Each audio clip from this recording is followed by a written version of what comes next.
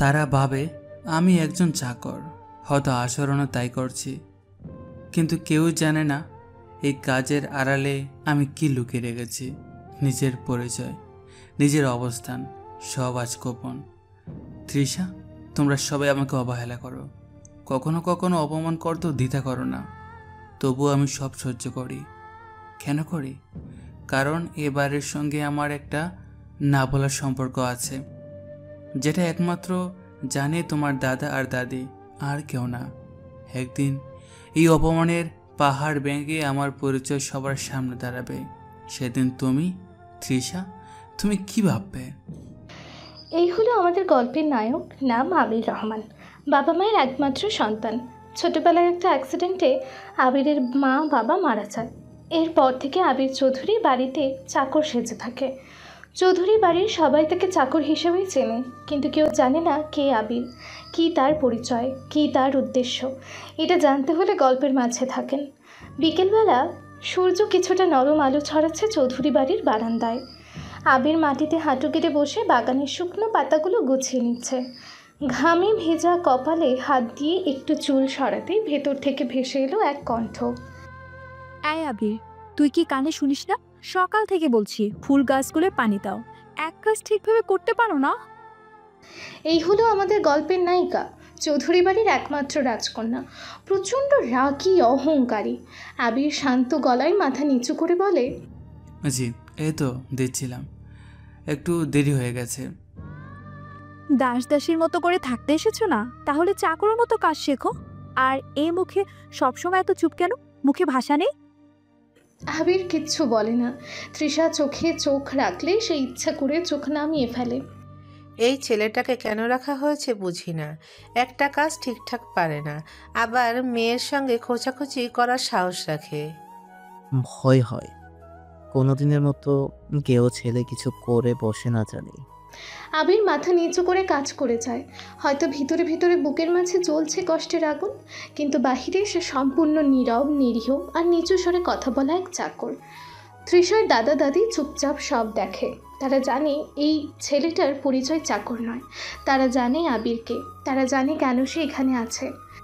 ও সব সহ্য করে যাচ্ছে, ঠিক যেমন তার মা করতো এক সময়। সময় আসুক, সত্যি ঠিকই বেরিয়ে আসবে, কিন্তু এখনোই নয়। ওরও বোঝার আছে সময়ের সাথে কিভাবে নিজেকে প্রমাণ করতে হয়। রাত। আবির রান্নাঘরে দাঁড়িয়ে ভাত নামাচ্ছে। তৃষা পেছন দিয়ে হেঁটে আসে। গ্লাসে পানি নিতে গিয়ে তার হাত থেকে গ্লাস পড়ে ভেঙে যায়। তোমার কারণে হাত ফসকে গ্লাস পড়ে গেল। সামনে না এসে পাশ দিয়ে যেতে পারো না? আমি তো দাঁড়িয়েছিলাম আপা, আপনি? তুমি কি তর্ক করছো? চাকরের এত সাহস? আমার বাবাকে বললে এক্ষুনি তোমাকে বের করে দেবে। আবির চুপ থাকে। রাত গভীর। আবির একা এক ঘরে বসে দড়ির খাটে শুয়ে আছে। চোখে ঘুম নেই। সে জানে এই চৌধুরী বাড়ির প্রতিটা দেয়ালে তার মায়ের স্মৃতি লুকোনো।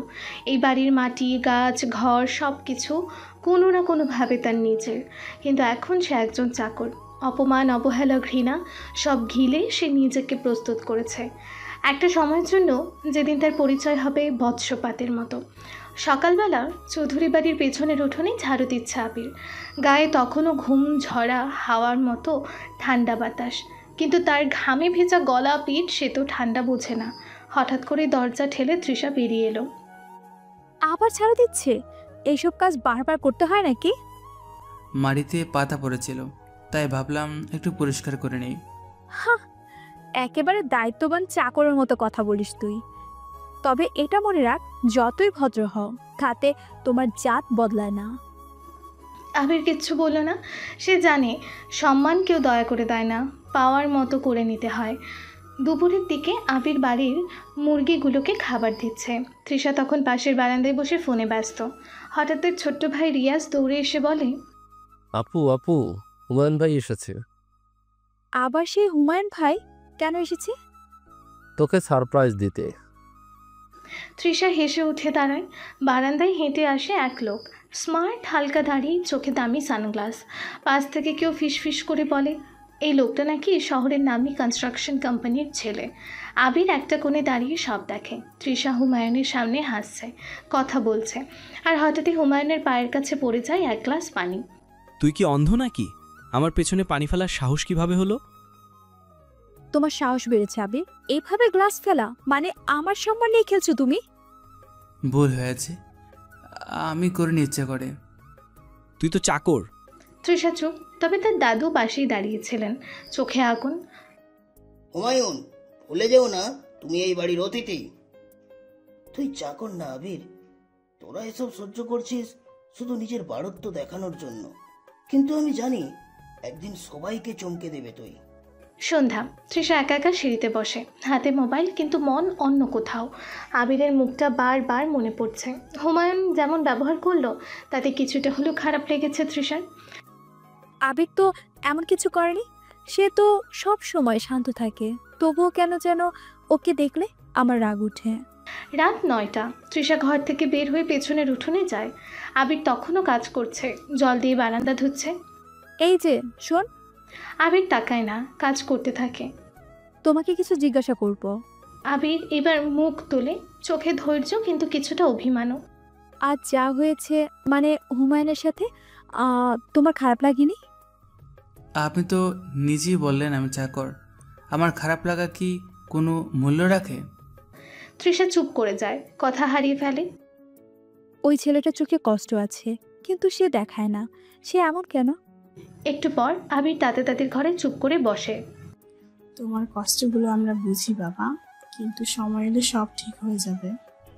আমি জানি দাদি, শুধু সময়টা সহ্য করলেই হবে। এই বাড়ি একদিন তোর নামেই চিনবে, শুধু ধৈর্য রাখ। সকাল 8টা। চৌধুরী বাড়ির সামনে বড়সড় অনুষ্ঠান হবে আজ। তৃষার বাবা রফিক চৌধুরী স্কুলে বার্ষিকী সভা। বাড়ির উঠোনে বড় করে স্টেজ বানানো হচ্ছে। স্থানীয় চেয়ারম্যান, এমপি স্যার সবাই আসবেন। আবির রাত থেকে কাজ করে চলেছে। স্টেজ বাঁধা, চেয়ার সাজানো, পানির বোতল টানা, অতিথিদের চা নাস্তা, সব কাজের বোঝা যেন একা তার কাঁধে। কিন্তু কেউ ধন্যবাদ তো দেয়াই না, উল্টো রাগারাগি। এই যে আবির, এই দিকের মাইক ঠিক হয়নি কেন এখনো? আজ যদি আমার হাজবেন্ড অপমান হয়, আমি তোকে তাড়িয়েই ছাড়বো। দুঃখিত, আমি করে দিচ্ছি। সব কাজে দেরি, এত অলস হলে চৌধুরী বাড়িতে জায়গা হবে না। আবির চুপ, সে জবাবই দেয় না, চোখে শুধু একটা কথার চাপা অভিমান। তোমাদের জন্যই তো নিজেকে এত নিচে করে রেখেছি। অনুষ্ঠান শুরু, মানুষে গিজগিজ করছে উঠোন। তৃষা নতুন শাড়ি পরে অতিথিদের অভ্যর্থনা জানাচ্ছে। আবির ছায়ার মতো সবার পেছনে কাজ করে যাচ্ছে, কখনো চেয়ার দিচ্ছে, কখনো পানি, কখনো মঞ্চের সাউন্ড চেক করছে। এই সময় ঘটল কাণ্ড। একজন এমপি সাহেবের সামনে রাখা চেয়ারটা পড়ে যায়, আর এমপি সাহেব সামান্য পিছলে পড়ে যান। চেয়ারম্যান চিৎকার করে ওঠেন, এই ঘটনার দায় কে নিবে? অভির, এটা তোর কাজ ছিল। একটা চেয়ার ঠিকভাবে রাখতে পারিস না, আমার সম্মান ধুলোয় মিশিয়ে দিচ্ছিস আজ। চোখের সামনে থেকে সরে যা, একদম গায়ের ছেলে, আমাদের মান সম্মান শেষ করে দিল। তুমি তো আজ সব কিছু সীমা পার করলে। চাকরের মতো থাকো, চাকরের মতো ব্যবহার করো। এমপি সাহেব দাঁড়িয়ে থেকে শুধু বলেন, তোমাদের বাড়ির কাজের ছেলে বেশ শান্ত, ধৈর্যশীল, ওকে এত চেঁচামেচি না করাই ভালো। কিন্তু চৌধুরী পরিবার শোনে না। আবির চোখ নামিয়ে বিনা প্রতিবাদে একপাশে চলে যায়। অনুষ্ঠান শেষ রাতে আবির বারান্দায় চুপচাপ বসে। চোখের সামনে অনুষ্ঠানের অপমান ঘটনা বারবার ভেসে ওঠে। তৃষার দাদা দাদি এসে বসে। সব দেখলাম আজ, মনে হচ্ছে ওরা চোখে ঠুলি বেঁধে রেখেছে। এই ছেলেটা কোন মানসিক শক্তি নিয়ে সব সহ্য করছে সেটা শুধু আমরাই জানি। আবির, আর কত সহ্য করবি বাবা? আরও কিছুদিন দাদি, আমি চাই ওরা নিজেরা আমার ভুলটা বুঝুক। এখন যদি আমি আমার পরিচয় দিই, সেটা প্রতিশোধ হবে, কিন্তু আমি চাই আমার নীরবতা ওদের বিবেককে পোড়াক। তৃষার দাদা দাদি চুপ করে আছে, তারা আর কিছু বলে না। পরদিন সকালে আবির উঠোনে ঘর মোছা শুরু করেছে। তৃষা নিচে এসে দাঁড়ায়, চোখে ক্লান্তি, তবে রাগের ছাপও স্পষ্ট। এত অপদার্থ কেন তুমি? তোমার উপস্থিতি আমার বাবার সম্মান নষ্ট করলো, তবু তুমি চুপ কেন বলো তো? কারণ আমি জানি চুপ থাকা সবসময় দুর্বলতা নয়, কখনো কখনো সেটা হয় শক্তির সবচেয়ে বড় প্রকাশ। দার্শনিক কথা বলার বয়স তোমার হয়নি। চাকর চাকরের মতো থাকো। তৃষা চলে যায়। আবির আবারও মাথা নিচু করে মোছা শুরু করে দেয়। সকাল 10টা। তৃষার বাবা রফিক চৌধুরী বসে আছেন অতিথিদের মাঝে। তাদের সাথে গল্প করছেন দেশের রাজনীতি নিয়ে। ঘরে অতিথি মানে বাড়ির চাকর আবিরের কাজের চাপ আরও বাড়ে। আবির এক হাতে গরম চা, অন্য হাতে বিস্কিট নিয়ে একজনের দিকে এগিয়ে যায়। তার পেছনে পাঞ্জাবিটাও আজ কিছুটা পুরনো, কিন্তু তার চোখ সে পুরনো শান্ত অথচ অভিমানে ভরা চোখ। ঠিক তখন একজন লোক দাঁত বের করে জিজ্ঞেস করলো, এই যে তুমি কি এই বাড়ির চাকর? আবির মাথা নিচু করে হেসে বলে, জি, বলুন কি লাগবে? লোকটা হেসে তার বন্ধুর দিকে ঘাড় ঘুরিয়ে বলল, এই ছেলে খুব চুপচাপ, চোখে কেমন যেন আগুন, দেখবি একদিন কিছু করে বসবে। সঙ্গে সঙ্গে তৃষার মা রুনা চৌধুরী এসে বলেন, এই যে আবির, এখনো রান্নাঘরের কাজ শেষ করনি? গোটা সংসার তোর ঘাড়ে আছে নাকি?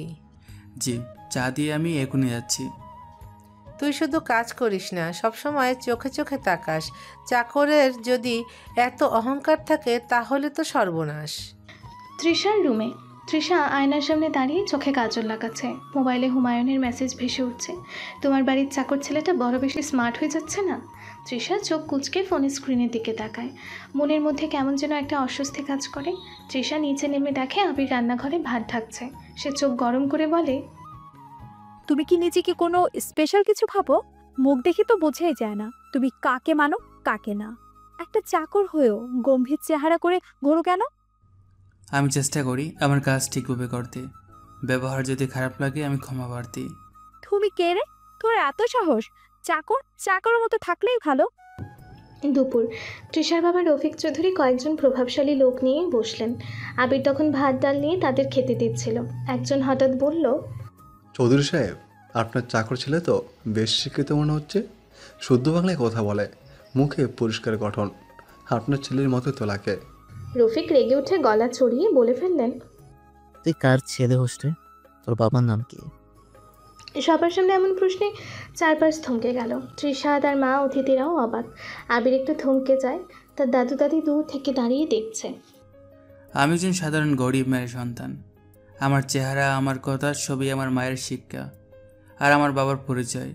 সেটা জানার দরকার হয়নি কাউকে, তাই বলেনি। তোর মতো ছেলে এত সাহস কিভাবে আসে রে? তোর অবস্থান বুঝিস না?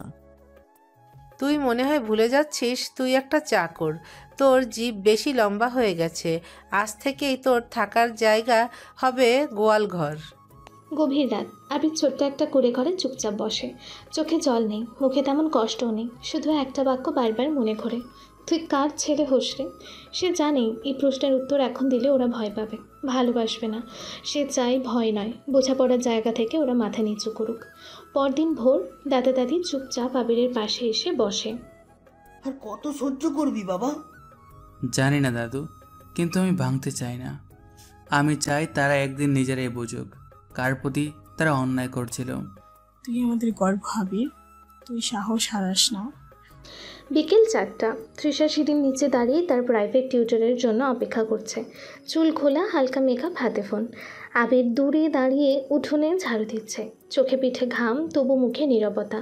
ঠিক তখনই বৃষ্টি নামলো হঠাৎ। প্রচণ্ড বেগে বাতাস শুরু হলো। গাছের বড় একটা শুকনো ডাল আচমকা ভেঙে তৃষার মাথার উপর পড়তে যাচ্ছিল। তৃষা, সাবধান। আবির দৌড়ে গিয়ে তাকে ঠেলে সরিয়ে দেয়। গাছের ডালটা পড়ে গিয়ে ভেঙে গেল সিঁড়ির পাশে। তৃষা পড়ে গেল আর আবির তার গায়ের ওপর এসে ধাক্কা খেল। তুমি তুমি এটা কেন করলে? আপনাকে বাঁচাতে। ওই ডালটা আপনার মাথার উপরে পড়ছিল। এতক্ষণে বাবা মা দৌড়ে এলো। তুই তৃষার গায়ের ওপর উঠলি কেন রে? তোর সাহস দেখে তো এখন মাথা ঘুরে যাচ্ছে। তুই একটা চাকর হয়েও আমার মেয়েকে স্পর্শ করার সাহস পেলি? বাবা, ও আমাকে বাঁচিয়েছে। ও যে সেটা ইচ্ছা করে করেনি কে জানে। সব নাটক, দয়া দেখিয়ে আমাদের বিশ্বাস কিনতে চায়। আজই তোর থাকার জায়গা হবে কোয়াল ঘরের পেছনের পুরানো কোথাম ঘর। তুই যতক্ষণ না এই বাড়ি ছাড়ছিস ততক্ষণ মুখ নিচু করেই থাকবি। আবির কিছু বলে না। সন্ধ্যায় চৌধুরী বাড়ির পেছনের ঘর, মাটির দেয়াল, ছাদে টিনের ফাঁক দিয়ে পানি পড়ে। আবির একটা পুরনো কাঁথা পেতে বসে। দাদু দাদি সেখানে গিয়ে দাঁড়িয়ে চুপ করে দেখে। তুই এতটুকু কিছু বলিস না।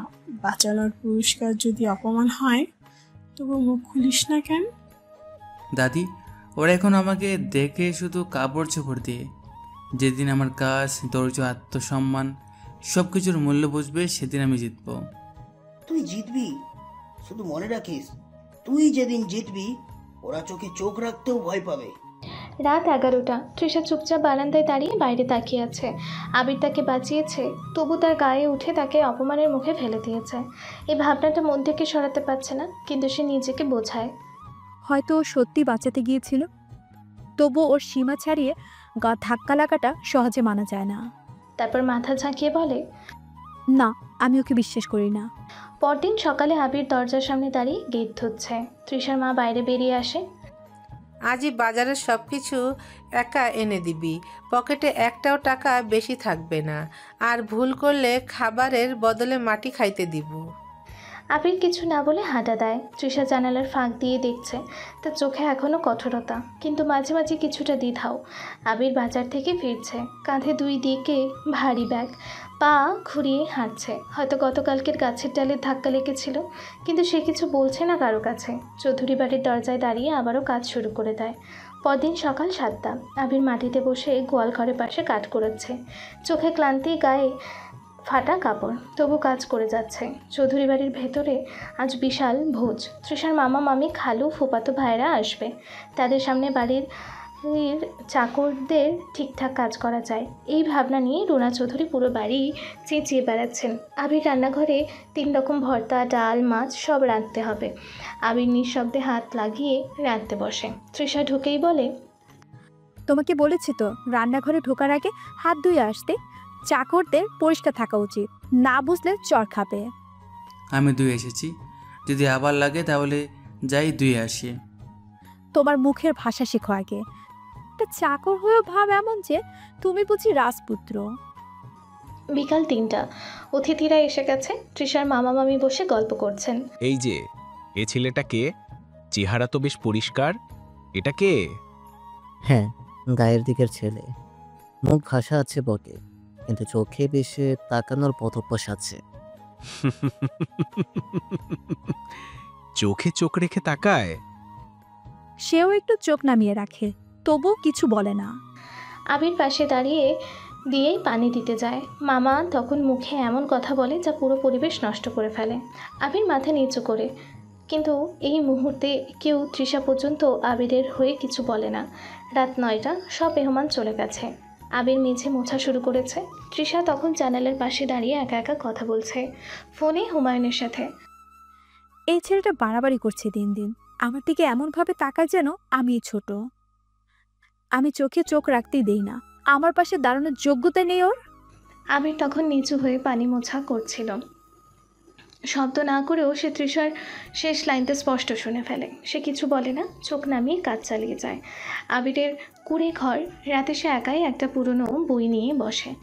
দাদু দাদি ওকে দেখতে আসেন না আজ, কারণ আজ তারা নিজেরাই অপমানিত বোধ করেছেন। যার পাশে কেউ দাঁড়ায় না, সে মানুষটা একদিন নিজের ছায়া হয়ে দাঁড়াতে শেখে। পরদিন ভোর। আবির আবারও গেট ধুচ্ছে। তৃষা সিঁড়ির নিচে দাঁড়িয়ে দেখে। তাকে দেখে আবির বলে, আপনার পেছনের বেলি গাছে পোকা ধরেছে, আমি কেটে ফেলবো? তোমার কাজ শেখার দরকার নেই। তুমি আমার কোনো উপকার করার প্রয়োজনও অনুভব করো না। ঠিক আছে। তৃষা চলে যায় সেখান থেকে। সকাল 11টা। তৃষার মা রুনা চৌধুরী ড্রেসিং টেবিলের ড্রয়ার খুলে উঠে হঠাৎ চিৎকার করে ওঠেন, আমার কানের দুল 4 ভরি সোনার, দুলটা কোথায়? আমি কাল রাতেই এখানে রাখছিলাম। ঘর গমগম করছে চিৎকারে। তুমি নিশ্চিত? হ্যাঁ, এবং এই বাড়িতে যারা আছে তাদের মধ্যে ওটা চুরি করার সাহস কার? তুমি জানো আমি কাকে সন্দেহ করছি? রফিক বুঝে ইশারা কার দিকে। একটু পর সবাই বসার ঘরে। আবির দাঁড়িয়ে আছে দরজার কাছে। আবির, তুই চুরি করেছিস না? তুই তো এমনিতেই দরিদ্র, চোখের লোভ চাপা দিতে পারিস না।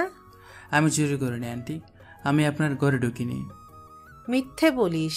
তোর মতো চাকরদের বিশ্বাস করলেই তো এমন হয়। তোমার চোখে আগুন আছে, গলায় সাহস। আমরা বুঝিনি যে তুমি এমন সাপ হয়ে উঠবে। চাকরে বেশি আসো আর সুযোগ বুঝে চুরি করো। তুমি যদি এক্ষুনি দূর ফেরত না দাও তাহলে পুলিশের হাতে তুলে দিব। আমি কোনো কিছু চুরি করিনি, বিশ্বাস করুন। চুপ করো। তোমার মুখে বিশ্বাস শব্দটা মানায় না। তুমি চরিত্রহীন, লোভী একটা চোর। আবির চুপ, চোখে জল নেই, তবে তার দাদু দাদি দাঁড়িয়ে আছেন ঘরের কোণে। দাদুর চোখ লাল, দাদির গাল বেয়ে জল গড়াচ্ছে। এখনই আবিরের ঘর তল্লাশি করো। তাদের এক আত্মীয়র পরামর্শে আবিরের ঘর তল্লাশি করা হয়। পুরনো কাঁথা, কিছু বই, একটা মার ছবি ছাড়া আর কিছুই নেই। কিন্তু হঠাৎ কাঁথার নিচে পাওয়া যায় ছোট্ট একটা রুমালে মোড়া কিছু। তখন রুনা চিৎকার করে ওঠে, এই তো কানের দুল। আমি জানি না এটা কিভাবে এখানে এলো। অভিনয় করিস না, নিজে চুরি করেছিস আর এখন নাটক করছিস। তুমি এই বাড়িতে একটা কলঙ্ক। আমি বলছি বাবা, এক্ষুনি এই ছেলেকে বের করে দাও, না হলে আমারই এই বাড়ি ছেড়ে চলে যেতে হবে। ঠিকই বলেছিস মা, আজই বের করবো। তৎক্ষণাৎ আবির দরজার সামনে দাঁড়িয়ে, আপনারা যদি মনে করেন আমি দোষী, তাহলে আমাকে তাড়িয়ে দিন, কিন্তু একটা কথা মনে রাখবেন, যে সত্যি কখনো বদলায় না, তার নীরবতা একদিন বজ্র হয়। তৃষা তাকে দেখে তাচ্ছিল্যের দৃষ্টিতে, তোমার কথা যেন কল্পনার কবিতা। চোরেরা সব সময় মিষ্টি কথা বলে, কারণ সত্য তাদের গায়ে মানায় না। আবির কিছু বলে না, চুপচাপ বেরিয়ে যায়। দাদু তাদের ঘরে, দাদু বসে আছেন স্তব্ধ হয়ে। দাদি তাকে চুপ করে জড়িয়ে ধরেন। ওকে এত অবহেলা করলে একদিন যখন সত্য সামনে আসবে তখন ওরা মুখ লুকানোর জায়গা খুঁজে পাবে না। আবির শুধু চৌধুরী বাড়ির চাকর নয়, ওর ধৈর্যই আজ ওর সবচেয়ে বড় পরিচয়। তুমি যে করেই হোক আবিরকে আবার ফিরিয়ে নিয়ে আসো। রাতে আবির একা একা মাঠের দিকে হাঁটছে, মাথা নিচু, হাতে মায়ের ছবি।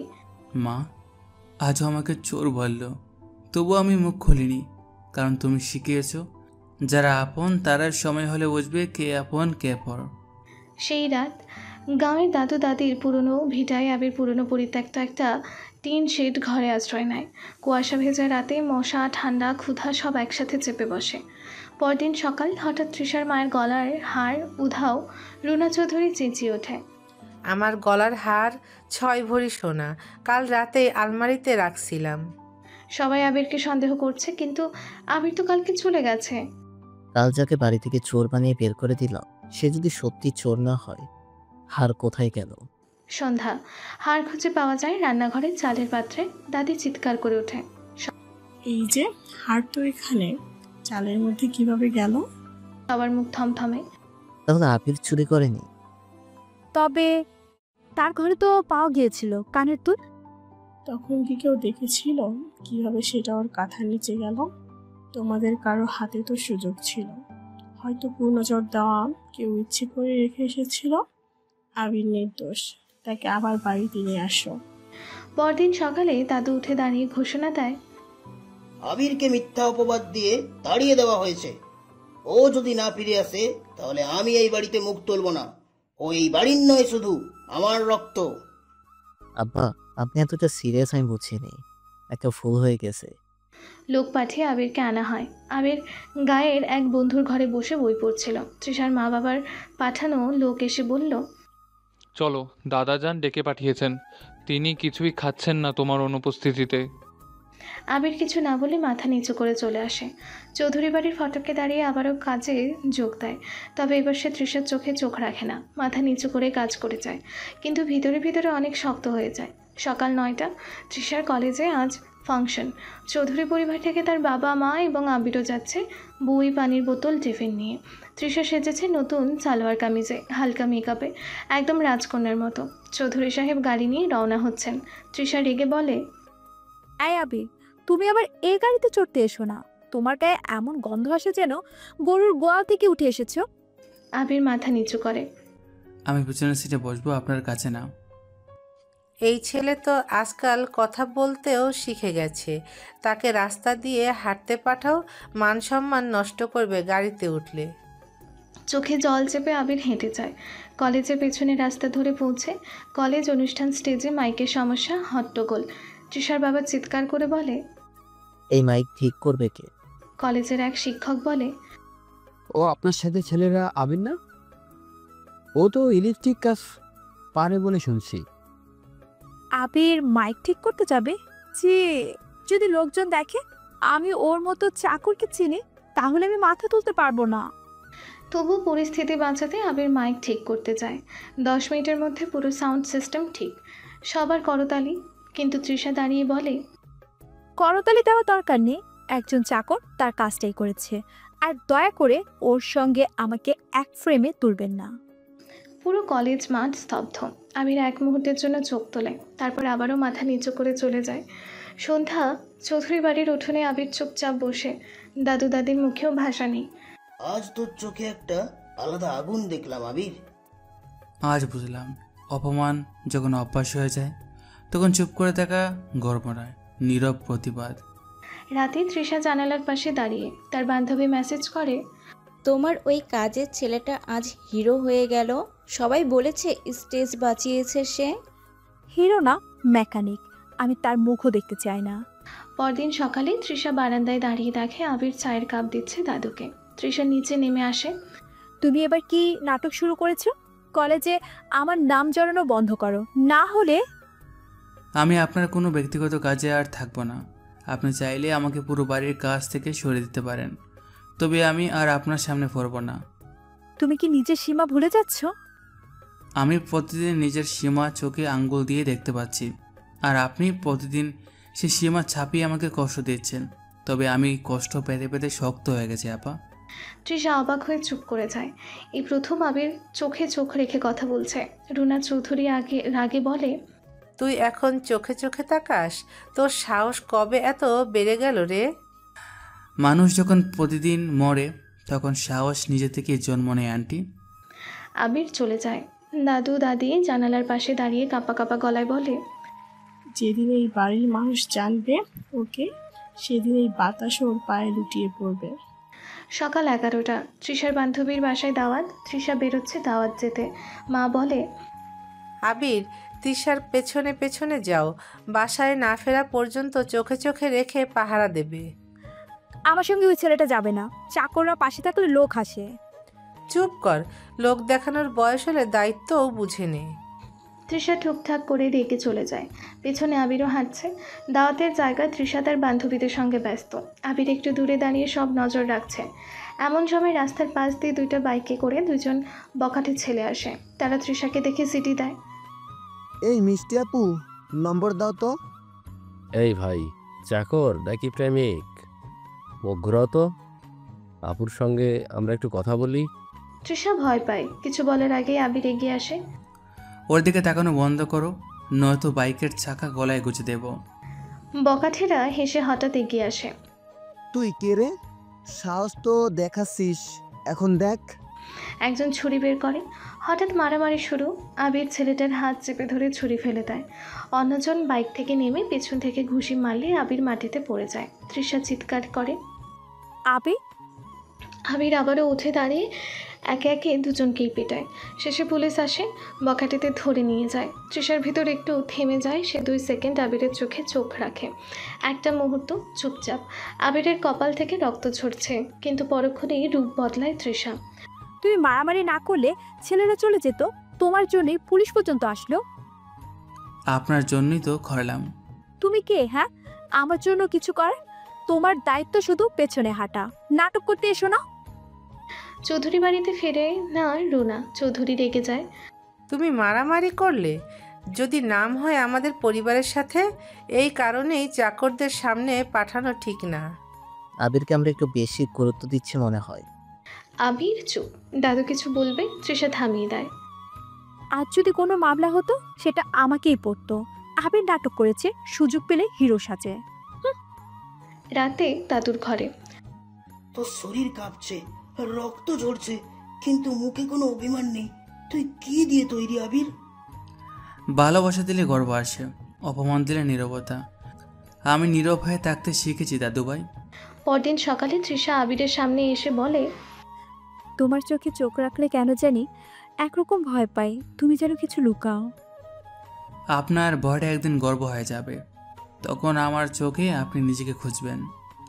তৃষা হতবাক হয়ে যায়, কিন্তু আবারও মুখ ঘুরিয়ে চলে যায়। বিকেলে চৌধুরী বাড়ির বৈঠকখানা। তৃষা চুপচাপ বসে আছে। একটা পরিকল্পনা মাথায় ঘুরছে। তার বান্ধবী সাইমা ফোনে বলেছিল, তুই তো বলেছিলি সেই আবির ছেলেটা কাজের মতো না, তাহলে এতবার ওর কাছ থেকে বাঁচলি কেন? তৃষা কিছু বলে না, কিন্তু নিজের মধ্যে রাগ জমে আছে। ওই ছেলেটা হিরো সেজে বেড়াচ্ছে। এবার এমন কিছু করতে হবে যাতে ওর আসল রূপ বের হয়ে আসে, আর পরিবারও বুঝে ও কতটা ভয়ঙ্কর। পরদিন দুপুর তৃষা একা দাদির ঘরে গিয়ে একটা দামি পারফিউম আলমারির নিচে লুকিয়ে রাখে। তারপর আবিরকে ডাকে। দাদুর ঘর পরিষ্কার করো, মেঝেতে ধুলো জমে গেছে, সব নিজে করো। আবির মাথা নিচু করে কাজ শুরু করে, চুপচাপ সব মুছে দেয়, কিছু ছোঁয় না। তৃষা বাইরে গিয়ে চিৎকার দিয়ে বলে, আমার পারফিউম দাদির ঘরে ছিল, আজ সকালে আমি নিজ হাতে রেখেছি, এখন নেই। আবির ছাড়া এই ঘরে আর কেউ যায়নি। সবাই জড়ো হয়। রফিক, রুনা, তৃষা, দাদি, দাদু সবাই এসে হাজির। আবির মাথা নিচু করে দাঁড়িয়ে, তুই আবার? তোর সাহস তো দেখে আগের চেয়ে বেড়েছে।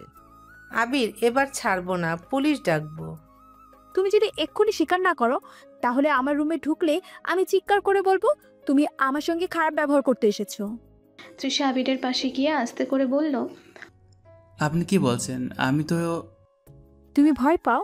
ভয় পেলে সত্যি বলো, পারফিউম কোথায়? হঠাৎ রান্নাঘরের কাজের মেয়ে সালেহা এগিয়ে এসে বললে, ম্যাডাম, পারফিউমটা আমি নিজেই রেখেছিলাম, ভুল করে রান্নাঘরের ফ্রিজে। তৃষা থমকে যায়, মাথা নিচু করে। সবার চোখ তার দিকে। তুই আমাদেরকে মিথ্যা নাটকে জড়াবি। আবিরকে বললি ও তোকে কিছু করেছিল। একটা ছেলে যদি মুখ না তোলে, তার মানে সে দোষী, এটা ভাবলি তুই। দাদু গর্জে ওঠে, এটাই কি তোমার শিক্ষা তৃষা? একটা ছেলেকে মানুষ হিসাবে না দেখে শুধু চাকর বলে অপমান করলে? ওর যদি মুখ থাকতো অনেক আগেই মুখ খুলে দিত। আবির চুপচাপ দাঁড়িয়ে। তৃষা একটাও কথা বলতে পারছে না। সবাই যখন তেড়ে আসছে তখন দাদু বলে, থেমে যাও, আজকের পর কেউ আবিরকে চাকর বলবে না, কারণ সে আমাদের ভুল ধরিয়ে দিয়েছে নিজের মুখ না খুলেই। তৃষা চুপচাপ, ভেতরে কাঁপছে। নিজেকে আয়নায় দেখলে এখন সে আর গর্বিত চৌধুরী কন্যা মনে হয় না, বরং একজন ভুল করা অহংকারী মেয়ে। রাত দাদির ঘরে। দাদি আবিরকে বলল, তুই চাইলে এক্ষুনি সত্যি বলে দিতে পারিস তুই কে, আজই সব মুখ বন্ধ হয়ে যাবে। আবির শান্তভাবে, না দাদিভাই, আরও অনেক অপমান বাকি আছে, আরও অনেক সত্য মুখে পড়বে। আমি চাই যখন তারা আমার সামনে দাঁড়াবে মাথা নিচু হয়ে দাঁড়াক, আর তখন যেন আমি চোখ নামিয়ে না থাকি। সকালে চৌধুরী বাড়ির ডাইনিং রুমে সবাই বসে আছে। তখন রুনা চৌধুরী বলে, আজ বিকেলে একজন ছেলে আসবে মা, তুষার নাম, আসাদ সাহেবের ছেলে, বিদেশে পড়াশোনা করেছে, এখন নিজের বিজনেস করছে। তুষার অনেক সম্ভ্রান্ত পরিবারের ছেলে, তুষার জন্য পারফেক্ট ম্যাচ। তৃষা চুপ। দাদু ও দাদি কিছু বলে না। আবির চায়ের কাপ সাজাতে সাজাতে থেমে যায়, কিন্তু মাথা নিচু করে নেয়, প্রতিক্রিয়া দেয় না। বিকেলে চৌধুরী বাড়ির সামনে সাদা গাড়ি এসে থামে। তৃষার নামলো। হ্যান্ডসাম, স্মার্ট, কথা কম কিন্তু প্রভাবশালী। আপনার ছবির চেয়েও বাস্তবে আপনি অনেক সুন্দর। ধন্যবাদ। আবির আড়াল থেকে দেখে তুষার চা চায়, চা খাবে বলে। আবির, অতিথির জন্য স্পেশাল চা বানাও। এটা কে আন্টি? এটা আমাদের বাড়ির চাকর। আবির রান্নাঘরে ঢুকে চা বানায়। তুষার জানে না এই চাকর ছেলেটাই তার মতো আরও 10টা তুষারকে এক হাতেই উড়িয়ে দেওয়ার ক্ষমতা রাখে। চা নিয়ে আসার সময় আবির তুষারকে সামনে চা দিতে গেলে তুষার বলে, তুমি যদি চাইলে আমার অফিসে পিয়ন হিসেবে কাজ করতে পারো, তোমার সার্ভিস খুব সুন্দর। চৌধুরী পরিবার হেসে ফেলে। তৃষা কিছু বলে না, কিন্তু আবিরের চোখে এক মুহূর্তের জন্য একটা চাবুক ঝলকায়, তারপর নিভে যায়। রাতে তৃষা একা বারান্দায়। মনে পড়ে আবিরের শান্ত মুখ। আবির, তুমি কে? তুষারের অতিরিক্ত ভদ্রতা। তুষার পারফেক্ট, কিন্তু আমি কেন আবিরকে নিয়ে ভাবছি? পরদিন তুষারের আসা যাওয়া শুরু। তুষার প্রতিদিন আসে, ফুল আনে, গিফট আনে, হাসি মুখে গল্প করে। রুনা ও রফিক খুশি। তুষার তৃষা জুটি যেন নিশ্চিত হয়ে গেছে। আবির প্রতিদিন ছায়ার মতো কাজ করে যায়। তুষার মাঝে মাঝে খোঁচা দিয়ে কথা বলে, এই যে ভাই, এত চুপচাপ কেন? সব শুনে চুপ থাকা ভালো না, নয়তো মানুষ ভাববে তুমি বোকার দল। আবির হাসে না, বলে শুধু, শব্দের দাম যার নেই সে বোকার মতো চিৎকার করে। তুষার চুপ। আবির চলে যায় সেখান থেকে। আবির বাগানে পানি দিচ্ছিল। তৃষা এসে দাঁড়িয়ে আর বলে, সবাই তোমাকে এত অপমান করে, তারপরও চুপ থাকো কেন? আপনি অপমান করেন, আমি সে অপমান জমিয়ে রাখি, যেদিন সময় আসবে সেদিন তার দাম বুঝিয়ে দেব। তুমি কি তুষারকে অপছন্দ করো? আমি আমার পছন্দ অপছন্দ কাগজে লিখে রাখি, কারণ এখানে কেউ শুনতে চায় না, কেউ বুঝে না। তৃষা চুপ। ভেতরে যেন কোনো একটা জানালা খুলে গেল, চলে যায় ওখান থেকে। হঠাৎ আবিরের ফোনে একটা গোপন মেসেজ আসলো। Sir, the Chaudhary family has approached the investors for a direct stake proposal. Shall we reveal your presence in the next board meetings? Not yet. Let the storm grow.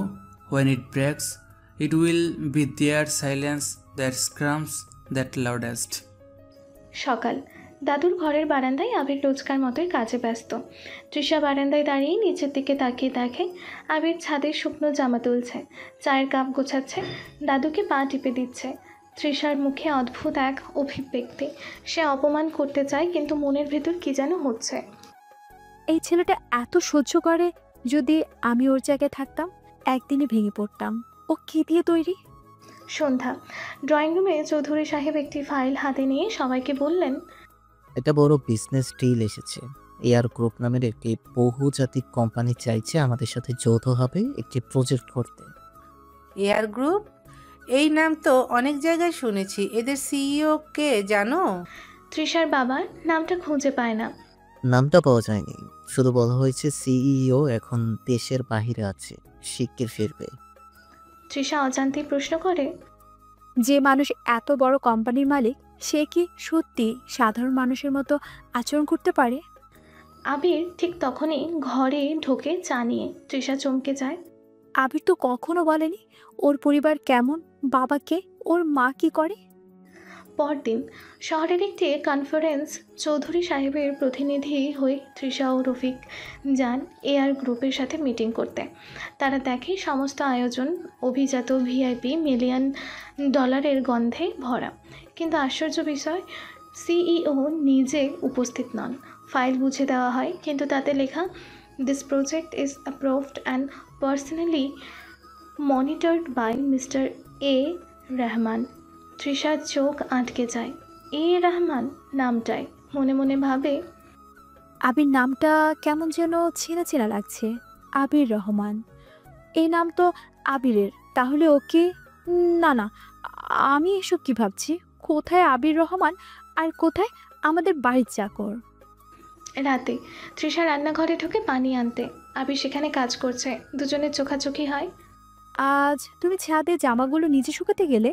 Rumi ভাবি তো সাহায্য করছিল। আমি কাউকে বিরক্ত করতে চাই না।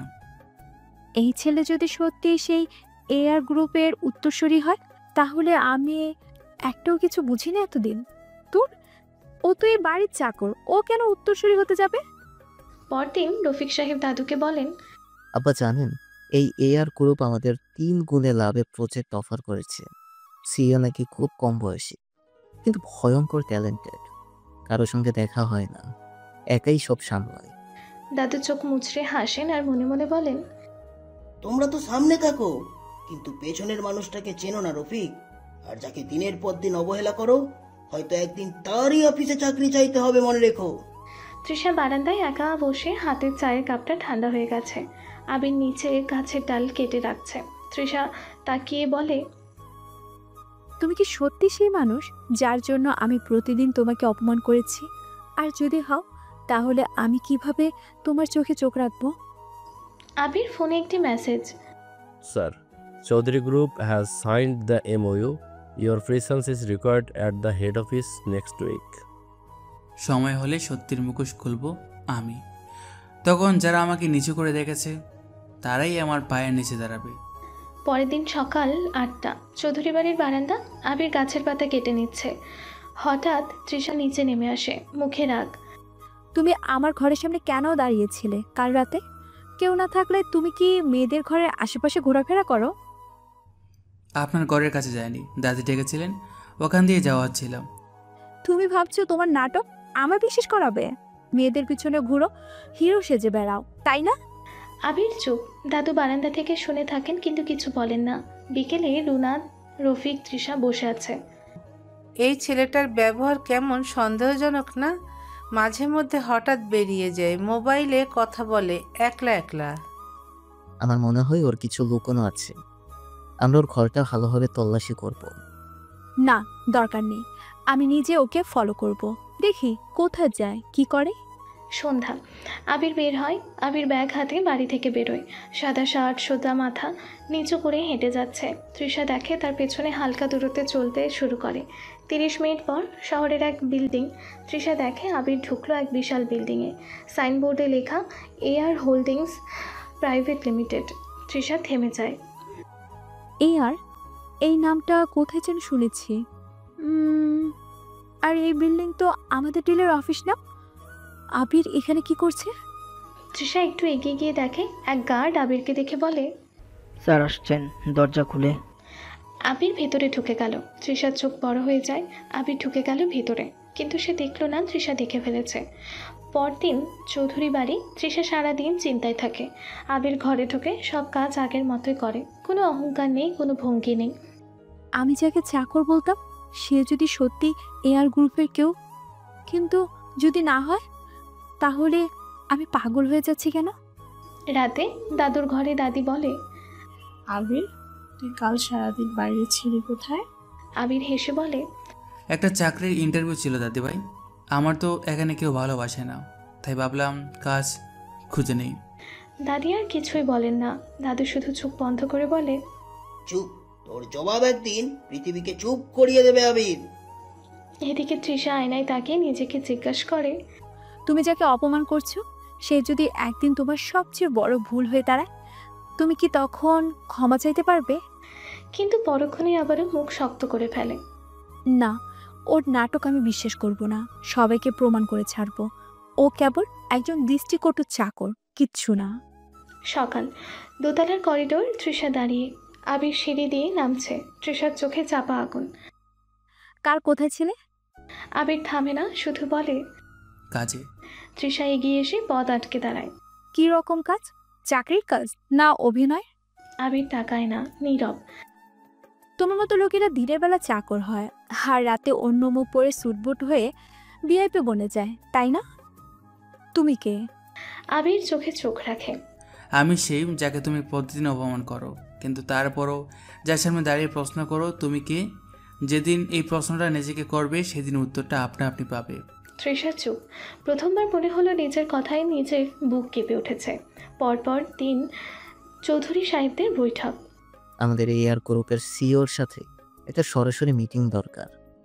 তার অনুমতি ছাড়া প্রজেক্ট শুরু করা যাচ্ছে না। হ্যাঁ, লোকমুখে শুনেছি এই সিইও নাকি খুবই গোপনীয় লোক, কেউ ঠিকমতো দেখেইনি তাকে। অনেকের চোখের সামনে থেকেও কাউকে দেখতে পায় না রুনা। তাদের চোখে শুধু শ্রেণী সম্প্রদায়ের সৃষ্টি থাকে, মনুষ্যত্বের না। তখন একটা মোবাইল আসে। এআর গ্রুপ থেকে ইমেল আসে। The CEO is unavailable in person due to global conferences. All communications will be through video briefings and documents only. Chowdhury সাহেবরা বিরক্ত হয়। রাতে তৃষা বারান্দায় দাঁড়িয়ে, এক হাতে চায়ের কাপ, অন্য হাতে ফোন। মনে পড়ে যায় আবিরকে দেখে ফেলা সেই অফিস বিল্ডিংয়ের দৃশ্য। লোকেরা তাকে স্যার বলছে, কিন্তু সে এখনও চৌধুরী বাড়ির চাকর। তুমি কি সত্যি এমন কেউ হও? তাহলে কেন এখানে নিজেকে ছোট করে রাখছো? পরদিন রান্নাঘরে বিশৃঙ্খলা একটা জিনিস হারিয়ে যায়। দাদুর ওষুধ। সবাই মিলে খুঁজে সন্দেহ পড়ে আবিরের ওপর। তোমার হাতেই তো ছিল দায়িত্ব, তুমি কি বাবার ওষুধ ফেলেছো?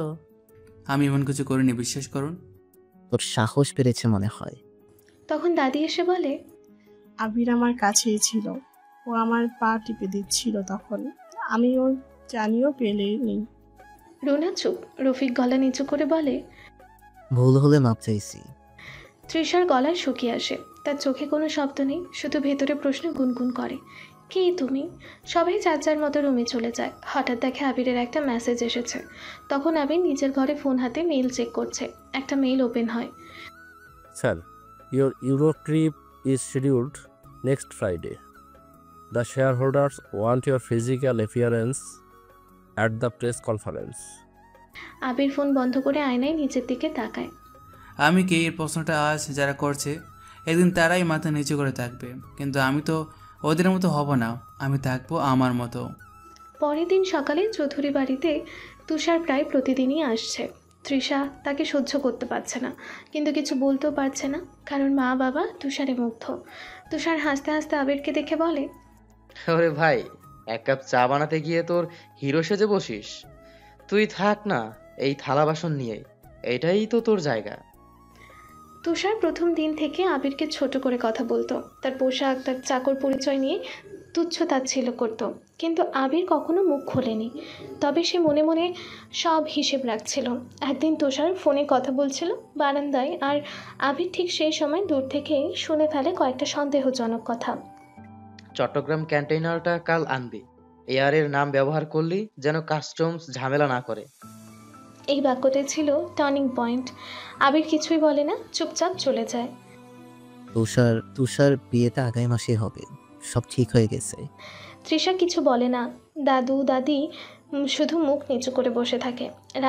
সেই রাতেই আবির নিজের ল্যাপটপ খোলে, এয়ার গ্রুপের সিক্রেট ইনভেস্টিগেশন টিমকে জানায়, শোন, আমি তোদেরকে একটা ছবি পাঠাচ্ছি, তুমি তার ডিটেলস বের করে দাও, সে কি করে, কোথায় থাকে আর কাজ কি। আবির তুষারের ছবি পাঠিয়ে দেয় আর অপেক্ষা করতে থাকে। ঠিক সেই সময় আবিরের মোবাইলে মেসেজ আসে। তুষার খানের সম্পর্কে আপনি যা জানতে চেয়েছেন তার ভিডিও ও ডকুমেন্টস আমি আপনাদের পাঠিয়ে দিয়েছি। লোকটা বিদেশ থেকে অবৈধ অস্ত্র আমদানি করে, আর এসব করে এয়ার গ্রুপের নাম ব্যবহার করে ব্ল্যাক ডিল চালায়। সে কোনোভাবেই নিজের নাম প্রকাশ করে না। ধন্যবাদ তোমাকে তুষার। এবার দেখ তোর আসল পরিচয় কীভাবে ফাঁস করি।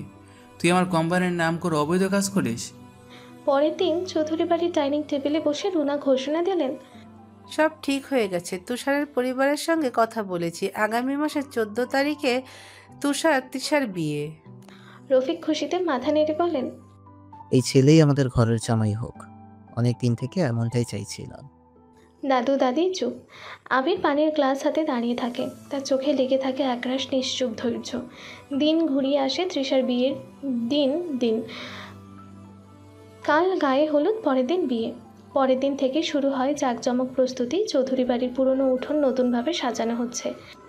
লাইটিং কোম্পানি আসে, বাঁশের মণ্ডপ তৈরি হয়, গেটে ঝালর বাঁধা হয়। গেটের সামনে লেখা তুষার লাভ তৃষা, শুভ বিবাহ।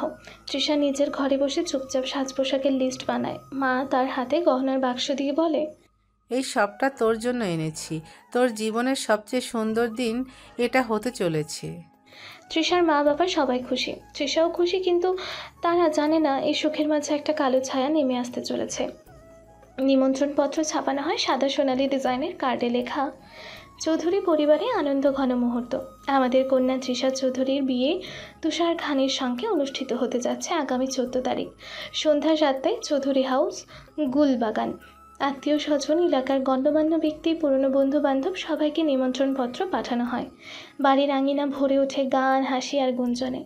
একপাশে হচ্ছে মেহেদি অনুষ্ঠান, অন্য পাশে ক্যাটারিং লোকজন এসে রাঁধছে বিরিয়ানি, কোপ্তা আর কাবাব। ছেলেরা স্টেজ বানাচ্ছে গানের জন্য। আবির এক কোণে দাঁড়িয়ে লাইট ঝুলাতে ঝুলাতে শুনছিল সব কথা, কিন্তু তার মুখে একটাও শব্দ নেই, শুধু চোখে ঘনীভূত হচ্ছে এক কঠিন প্রস্তুতির ছায়া। শেষের আগের রাত বাড়ি জুড়ে হলুদ উৎসব। তৃষার হাতে হলুদ লাগানো হচ্ছে, হাসাহাসি, নাচানাচি। আবির তখন চুপচাপ বারান্দায় দাঁড়িয়ে থাকে, পকেটে হাত, চোখে অন্ধকারের দিকে তাকিয়ে। আর তখনই ফোনে একটা গোপন মেসেজ আসে, রেডি, টুমোরো হি ফলস। ভিডিও, প্রমাণ, চ্যানেলের কপি সব গোপনে পুলিশের স্মার্ট সাইবারে ইউনিটে পাঠায়। আবির নিজের নাম গোপন রাখে বলে কাল ওকে ধরতে পারবেন, কারণ ও তখন সবার সামনে থাকবে। বিয়ের দিন প্যান্ডেল ভর্তি অতিথি। তুষার সেজে বসে আছে বর হিসেবে, তৃষা বউয়ের সাজে বসে আছে মন মরা হয়ে। ঠিক তখনই পুলিশের গাড়ির হুইসেল। দুইজন অফিসার এসে বলে, mister Tushar Khan, you are under arrest for international arms trafficking. We have warrants and proof. You have the right to remain silent. সব অতিথি দাঁড়িয়ে পড়ে, আত্মীয়রা চমকে ওঠে। মিথ্যে, আমি কিছুই করিনি, এটা কার চক্রান্ত? কিন্তু পুলিশ প্রমাণ দেখায়, ভিডিও, ডকুমেন্টস সব রয়েছে। কি বলছেন আপনি? আজ আমার বিয়ে, এই কাজটা কে করেছে? আমি নির্দোষ। যার নামেই তুমি ঢুকেছিলে সেই এয়ার গ্রুপের মালিকই আমাদের সব কিছু জানিয়েছে। পুলিশ তখন তুষারকে ধরে নিয়ে যায়। চৌধুরী পরিবার স্তব্ধ। রুনা কাঁদতে কাঁদতে বসে পড়ে। রফিক মাথা ধরে বসে থাকে। তৃষা নিজের কানকে বিশ্বাস করতে পারছে না, তুষার এত বড় একটা কাজ করেছে। তখন দাদু এগিয়ে এসে আবিরের হাত ধরে। তুই চল, আমি তোকে আমার নাতনির বর হিসাবে দেখেছি বহু আগেই, আজ সেটা সত্যি করব। সবাই চুপ। আবির কিছু বলে না, মাথা নিচু করে দাঁড়িয়ে থাকে। দাদু তাকে নিয়ে তৃষার পাশে বসায়। তখন পরিবারের কারো সাহস হয় না তৃষার দাদুর ওপর কথা বলার। তৃষা ও আবিরের বিয়ে হয়ে যায়, খুব সাদামাটা। কিন্তু ঠিক বিয়ের পরেই রুনা দাঁড়িয়ে বলে, এই বিয়েটা আমরা মানি না।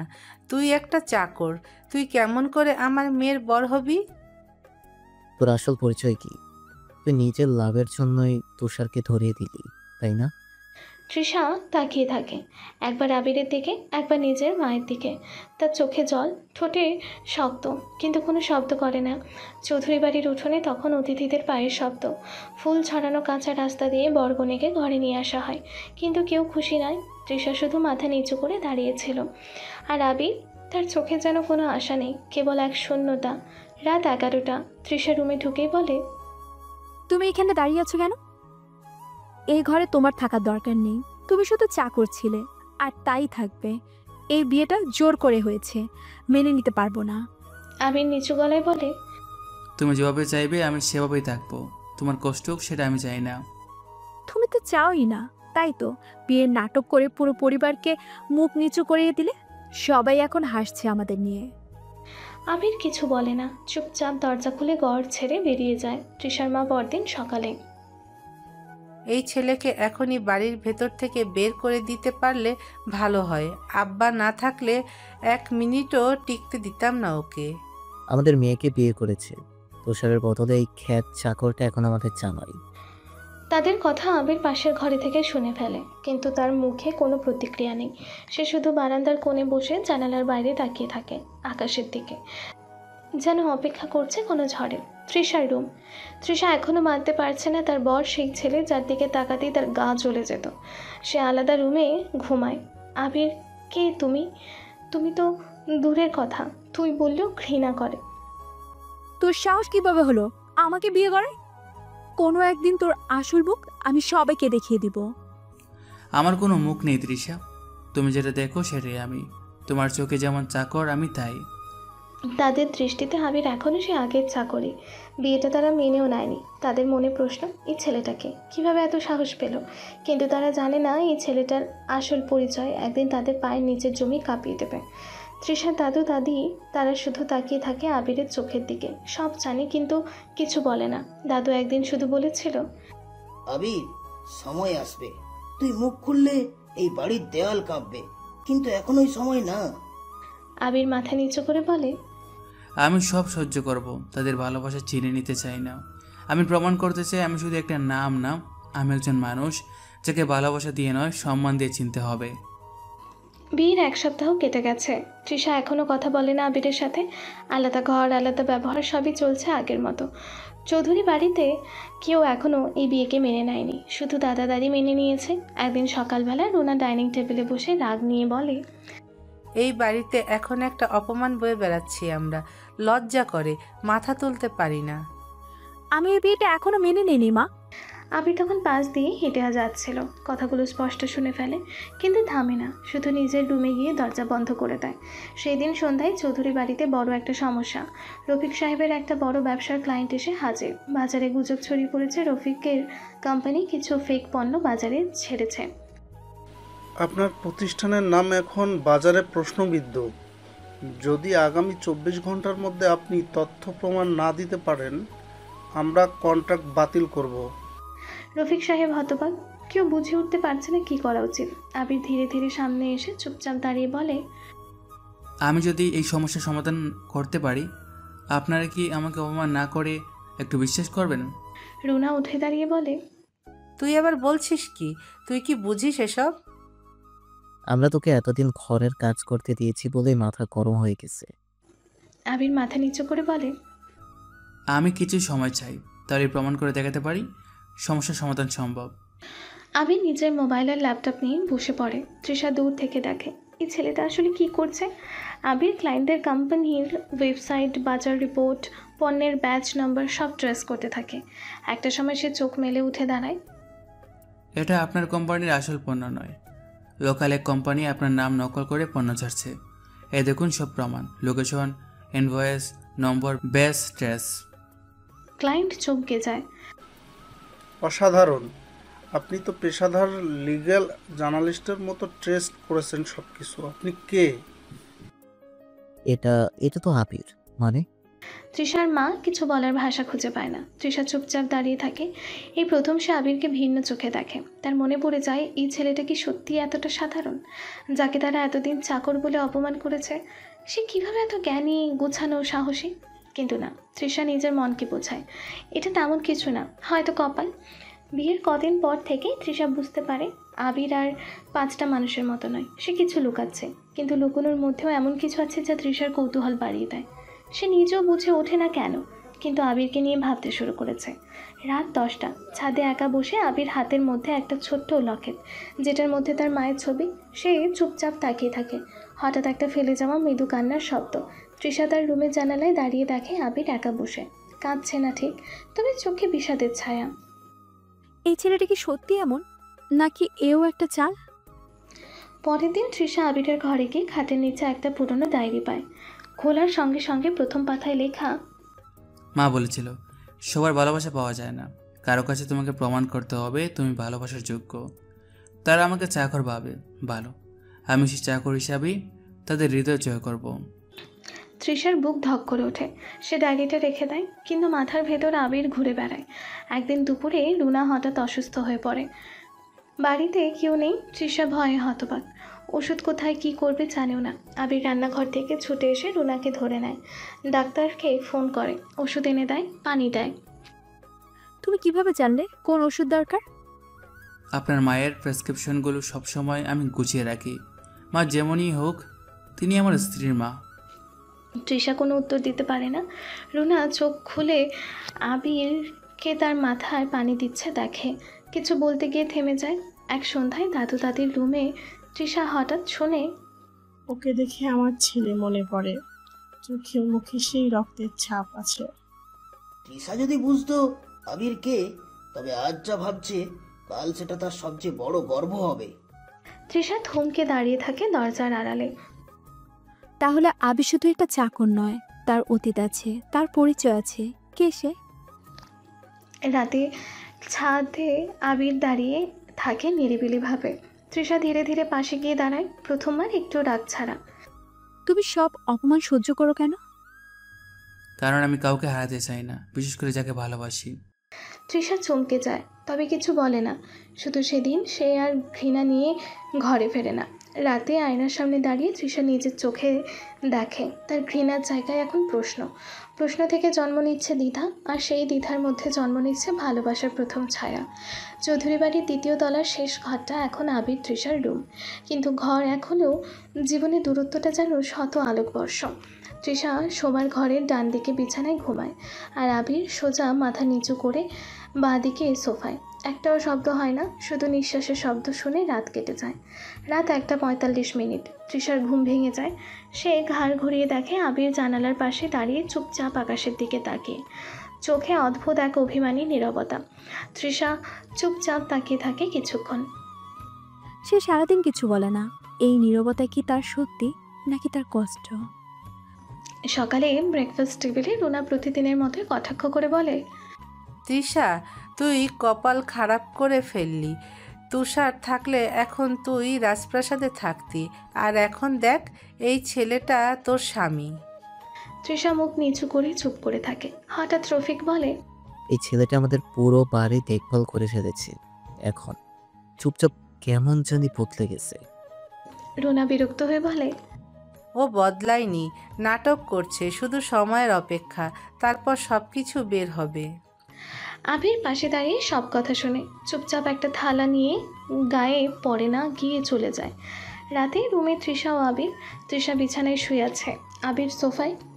তুমি কি রাগ করো? মানে? এসব অপমান, ঘৃণা তোমার কি খারাপ লাগে না?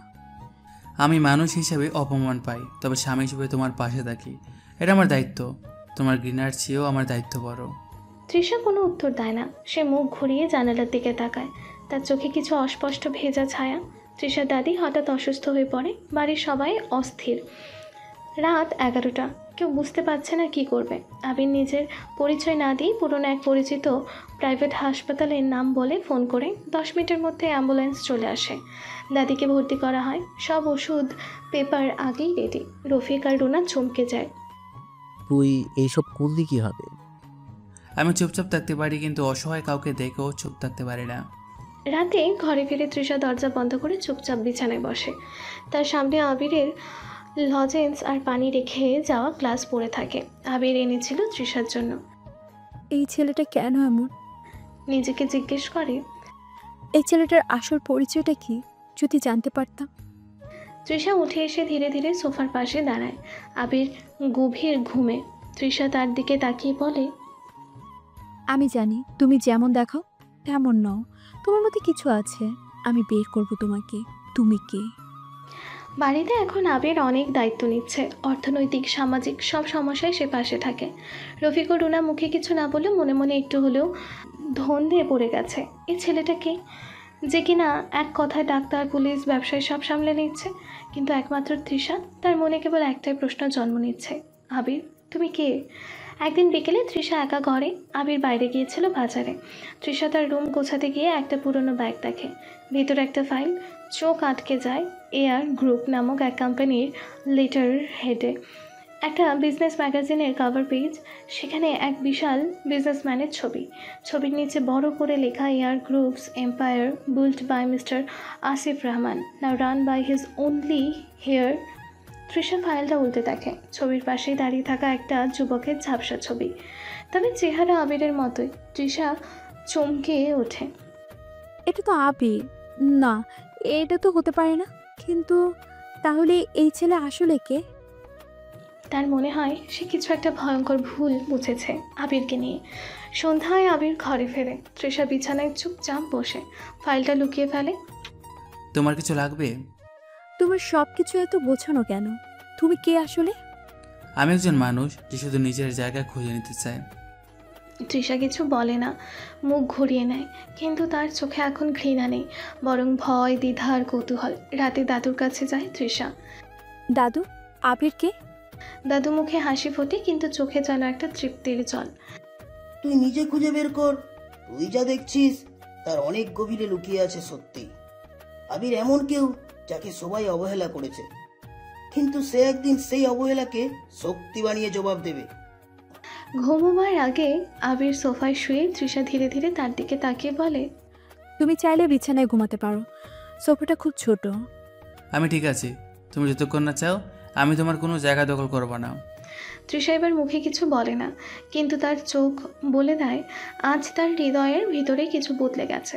তৃষা বাইরে কঠিন, অভিমানী, একরোখা, কিন্তু তার মনে এখন একটাই যুদ্ধ। যদি আমি সত্যি দেশের শীর্ষ ব্যবসায়ী পরিবারের ছেলে হয়, তবে আমি এতদিন যা করেছি তা তো অপরাধ। কিন্তু তৃষা মুখে কিছু বলে না। সে এখন সিদ্ধান্ত নিয়েছে নিজে খুঁজে বের করবে আবিরকে। সকালে একা বসে ল্যাপটপে সার্চ করে তৃষা। গুগলে লিখে এআর গ্রুপ সিইওস সন আসিফ রহমানস হেয়ার, আবির রহমান। একটার পর একটা নিউজ আসতে থাকে। Headline: Only son of Asif Rahman mysteriously disappeared from public ears ago. Heir of Air Group was last seen during his university days. Sources say he is still alive, but no one knows where. তৃষার চোখে একটাই ছবি আটকে যায়, আবির রহমান। একই চোখ, একই মুখের ছায়া, শুধু গালে একটু দাড়ি। তৃষার শ্বাস বন্ধ হয়ে আসে। না, এটা হতেই পারে না। এই ছেলেটা আমাদের বাড়ির চাকর নয়। এই ছেলে দেশের সবচেয়ে ক্ষমতাবান মানুষদের একজন উত্তরসূরি। সে কাপা হাতে ল্যাপটপ বন্ধ করে দেয়। দরজা লাগিয়ে চুপ করে বিছানায় বসে পড়ে। তার মনে চলতে থাকে, আমি তাকে অপমান করেছি, অপদস্থ করেছি, ঘৃণা করেছি, অথচ সে এসব মুখ বুঝে সহ্য করেছে কেন?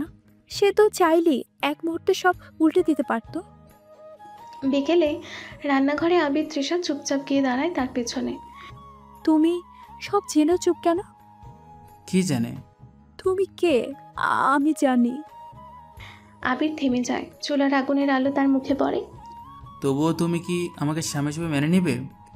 না, এখনো পারবো না, কিন্তু তুমি যে আমাকে কোনোদিন বাধ্য করনি, সেজন্য আজ নিজেকে ছোট লাগছে। রাতে রুমে দুজন চুপচাপ আবির যথারীতি সোফায়, তৃষা বিছানায় শুয়ে, কিন্তু ঘুম আসে না। সে ফিসফিস করে বলে, তুমি চাইলে আমার সব কিছু উল্টে দিতে পারতে, তবুও তুমি করো নাই, কারণ তুমি শুধু একজন ভালোবাসার মানুষ, কোনো প্রতিশোধ পরায়ণ ধনী ছেলে না। আবির তখনও চুপচাপ, তার ঠোঁটে শুধু একটা মৃদু হাসি। পরদিন সকাল, তৃষার দাদু রুমে ডাকেন আবিরকে। তৃষার মনে এখন অজস্র প্রশ্ন। ও এখনো তোমার যোগ্যতা বুঝেনি, কিন্তু সময় নিয়ে বুঝবে। তুমি শুধু এক কাজ করো, সব অপমান ভুলে ওর পাশে থেকো দিন, কারণ কোনো একদিন ও বলবে, আবির তুমিই আমার জীবনের সেরা সিদ্ধান্ত। আবির মাথা নিচু করে বলে, আমি সব সহ্য করতে পারি, শুধু ওর মন জিততে চাই। আবিরের পরিচয় এখন তৃষার কাছে পরিষ্কার, তবু সে মুখে কিছু মেনে নেয়নি। সে আবিরের প্রতি একটু নরম, একটু সহানুভূতিশীল, তবু তার আত্মমর্যাদা, তার অহং আবিরকে একটুও ছাড় দিতে দেয় না। এমন সময় এক ঝড় হয়ে ফিরে আসে তুষার। এক সন্ধ্যায় বৃষ্টির শব্দে হঠাৎই গেটের সামনে একটা কালো গাড়ি থামে। রুনা অবাক হয়ে দরজা খুলে দাঁড়ায়। আন্টি কেমন আছেন? আমি ফিরে এসেছি। তুষার, তুই? তোকে তো পুলিশ ধরে নিয়ে গিয়েছিল। সব ভুল বোঝাবুঝি ছিল আন্টি, আসল আসামি কে ছিল পুলিশ এখন বুঝেছে। রফিকও বেরিয়ে আসে। তুই আবার এখানে কেন? আমার প্রাপ্য কেড়ে নিয়েছে ওই ছেলেটা, আমি এসেছি ওকে মাটি দেখতে। তৃষার মুখ ফ্যাকাশে। তুষার চোখে চোখ রেখে তৃষার সাথে। তুমি জানো না তোমার স্বামীকে? ও যে কত বড় প্রতারক। ওকে, আমি জানি। তুমি বরং নিজের মুখ আয়না দেখো তুষার। তুষার কাপা কণ্ঠে বলে, আমাকে অপমান করে এই ছেলেটা, যে কিনা ছিল একটা চাকর। আবির পিছন থেকে বলে ওঠে, চাকর আর চোরের মধ্যে পার্থক্য আছে তুষার। তুমি মিথ্যা পরিচয়ে এই বাড়িতে আসছিলে, আমি শুধু তোমার মুখোশ খুলে দিয়েছি। তুষার ছুরি বের করে আবিরের দিকে তেড়ে আসে। সবার সামনে আবিরকে আঘাত করতে চায়। তৃষা চিৎকার করে ওঠে, আবির সরো। আবির তৃষার সামনে দাঁড়িয়ে পড়ে। আজ তোকে শেষ করেই ছাড়বো। আবির চুপচাপ দাঁড়িয়ে থাকে। তুষার ছুটে আসে, কিন্তু ঠিক তখনই পুলিশের গাড়ির সাইরেন দরজা দিয়ে দুইজন অফিসার ঢোকে। মিস্টার তুষার, আপনি আবার আইন ভাঙলেন। আপনার আগের মামলাগুলো এখন খুলে যাবে। তুষার থমকে যায়। তুমি আগেও খারাপ ছিলে, এখনো আছো। পুলিশ তুষারকে ধরে নিয়ে যায়। রাত, সবার দৃষ্টি আবিরের দিকে। রুনা এবার আর মুখে কিছু বলতে পারে না। রফিক পাশে দাঁড়িয়ে মাথা নিচু করে বলে, তুমি চুপচাপ থেকে সব সামলে গেছো। তৃষা পাশে দাঁড়িয়ে এবার আর মুখ ঘুরিয়ে নেয় না। সে নিজে থেকেই আবিরের পাশে দাঁড়ায়। আবির চোখ তুলে তাকায়। তৃষার চোখে আর আগের মতো ঘৃণা নেই। রাত, রুমে দুজন আবির যথারীতি সোফায় শুয়ে যায়। তৃষা ধীরে ধীরে তার পাশে গিয়ে বলে, আজ যদি তুমি না থাকতে, তবে হয়তো আমি আজও জানতাম না ভালোবাসা কাকে বলে। আবির উঠে বসে চমকে। তুমি এখনো আমার স্বামী নও, কিন্তু আজ থেকে তুমি আমার বিশ্বাস। আবিরের চোখে ভিজে ওঠে কিছুটা। তৃষা ধীরে ধীরে মাথা নিচু করে বলে, বিছানায় এসো আজ, তুমি একা থাকো অনেকদিন হলো। আবির কিছু বলে না, ঘুমিয়ে পড়ে। তুষার পুলিশের হাতে ধরা পড়েছে, তবু তার ছায়া রয়ে গেছে চৌধুরী বাড়ির চারিদিকে। তৃষা এখনও আবিরকে স্বামী বলেনি, তবে তার মুখে তেমন অপমানও নেই। আবির এখনও চুপচাপ সব কিছু সহ্য করে, কিন্তু এবার তার মনের ভিতরে জমে উঠেছে বিপ্লবের আগুন। পরের দিন চৌধুরী বাড়িতে আয়োজন। তুষার দাদা ও দাদি সিদ্ধান্ত নেয় তাদের বিয়ের একটা রিসেপশন আয়োজন করা হবে, যাতে সবাই আবিরকে জামাই হিসেবে স্বীকৃতি দেয়। রুনা আর রফিক এতে খুব একটা খুশি না, তবে চুপ করে থাকে। তৃষা মুখে কিছু না বললেও ভেতরে একটা অদ্ভুত অনুভূতি কাজ করে। এই ছেলেটার পাশে দাঁড়াতে ভালো লাগছে। রিসেপশনের একদিন আগে অন্ধকার সন্ধ্যায় এক অচেনা কালো গাড়ি এসে দাঁড়ায় চৌধুরী বাড়ির গেটে। গেটসম্যানকে একটা কার্ড দিয়ে বলা হয়, এই আমন্ত্রণের পেছনের লোকের নাম জানবে না কেউ, শুধু এটুকু মনে রাখবে, ওর অতীতকে আমি জানি। গেটসম্যান সেটা নিয়ে ভেতরে আসে, কিন্তু কার্ডটা ছুঁয়ে আবিরের চোখ কঠিন হয়ে যায়। কে এলো? একজন যে আমাকে ভাঙতে চায়, একজন যে আমার বাবার মৃত্যুর জন্য দায়ী ছিল। পরের দিন রিসেপশন শুরু। বাড়িতে আনন্দ, সাজ, অতিথি সব কিছু জমে উঠেছে। তৃষা লাল রঙের সিল্ক শাড়িতে, আবির কালো শেরওয়ানিতে, নরম হাসিতে। লোকজন আসছে, সবার মুখে একটা কথাই, চৌধুরী বাড়ির জামাই এত ভদ্র, এত গম্ভীর, কিন্তু এমন সম্মান কোথা থেকে আসে? রফিক, রুনা একদম চুপ। তাদের মুখে এখন আর আগের মতো ঘৃণার আগুন নেই, বরং চাপা দ্বিধা। ঠিক তখন একজন ভিআইপি গেস্ট আসে, সবার দৃষ্টি তার দিকে। লোকটার নাম মোস্তফা হোসেন, একজন ধূর্ত ব্যবসায়ী, যে আবিরের বাবার মৃত্যুর পর এয়ার গ্রুপ দখল করতে চেয়েছিল। সে আবিরের সামনে এসে দাঁড়ায়। তুমি যখন গা ঢাকা দিয়েছিলে তখন ভেবেছিলাম তুমি মরে গেছো, কিন্তু আজ চৌধুরী বাড়িতে জামাই হয়ে এসেছো। তৃষা চমকে ওঠে। আবির কিভাবে সব সামলাবে? আবির সামনে গিয়ে দাঁড়ায়, চোখে আগুন, মুখে নীরব ধ্বনি। আমার বাবাকে শেষ করে যে আজও বেঁচে আছে, সে ভেবেছে আমি ভেঙে পড়ব। ভুল ভেবেছ মুস্তফা সাহেব। আমি যখন ফিরেছি সব কিছু ফিরিয়ে নিতে এসেছি। সবার সামনে আবির বলে দেয়, আমি আবির রহমান, দেশের অন্যতম বৃহৎ এয়ার গ্রুপের একমাত্র উত্তরসূরি। চৌধুরী বাড়িতে আমি চাকর ছিলাম না, ছিলাম একজন পরীক্ষিত প্রেমিক আর পরিবারের রক্ষাকারী। সবাই চমকে ওঠে। তৃষার চোখ দিয়ে পানি ঝরে। রফিক, রুনার মুখ শুকিয়ে যায়। দাদু দাদি কাঁদতে কাঁদতে উঠে দাঁড়ান। এই ছেলেটা যে একদিন পাহাড় হবে আমি জানতাম, আজ তা প্রমাণ করলো।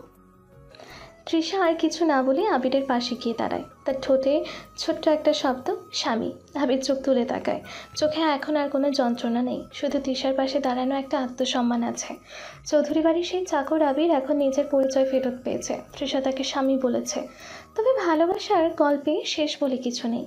এবার যুদ্ধটা হৃদয় নয়, ক্ষমতার বিরুদ্ধে, হিংসার বিরুদ্ধে, অতীতের অন্ধকারের বিরুদ্ধে। রিসেপশনের পরের দিন মোস্তফা হোসেন রাগে ফুঁসছে।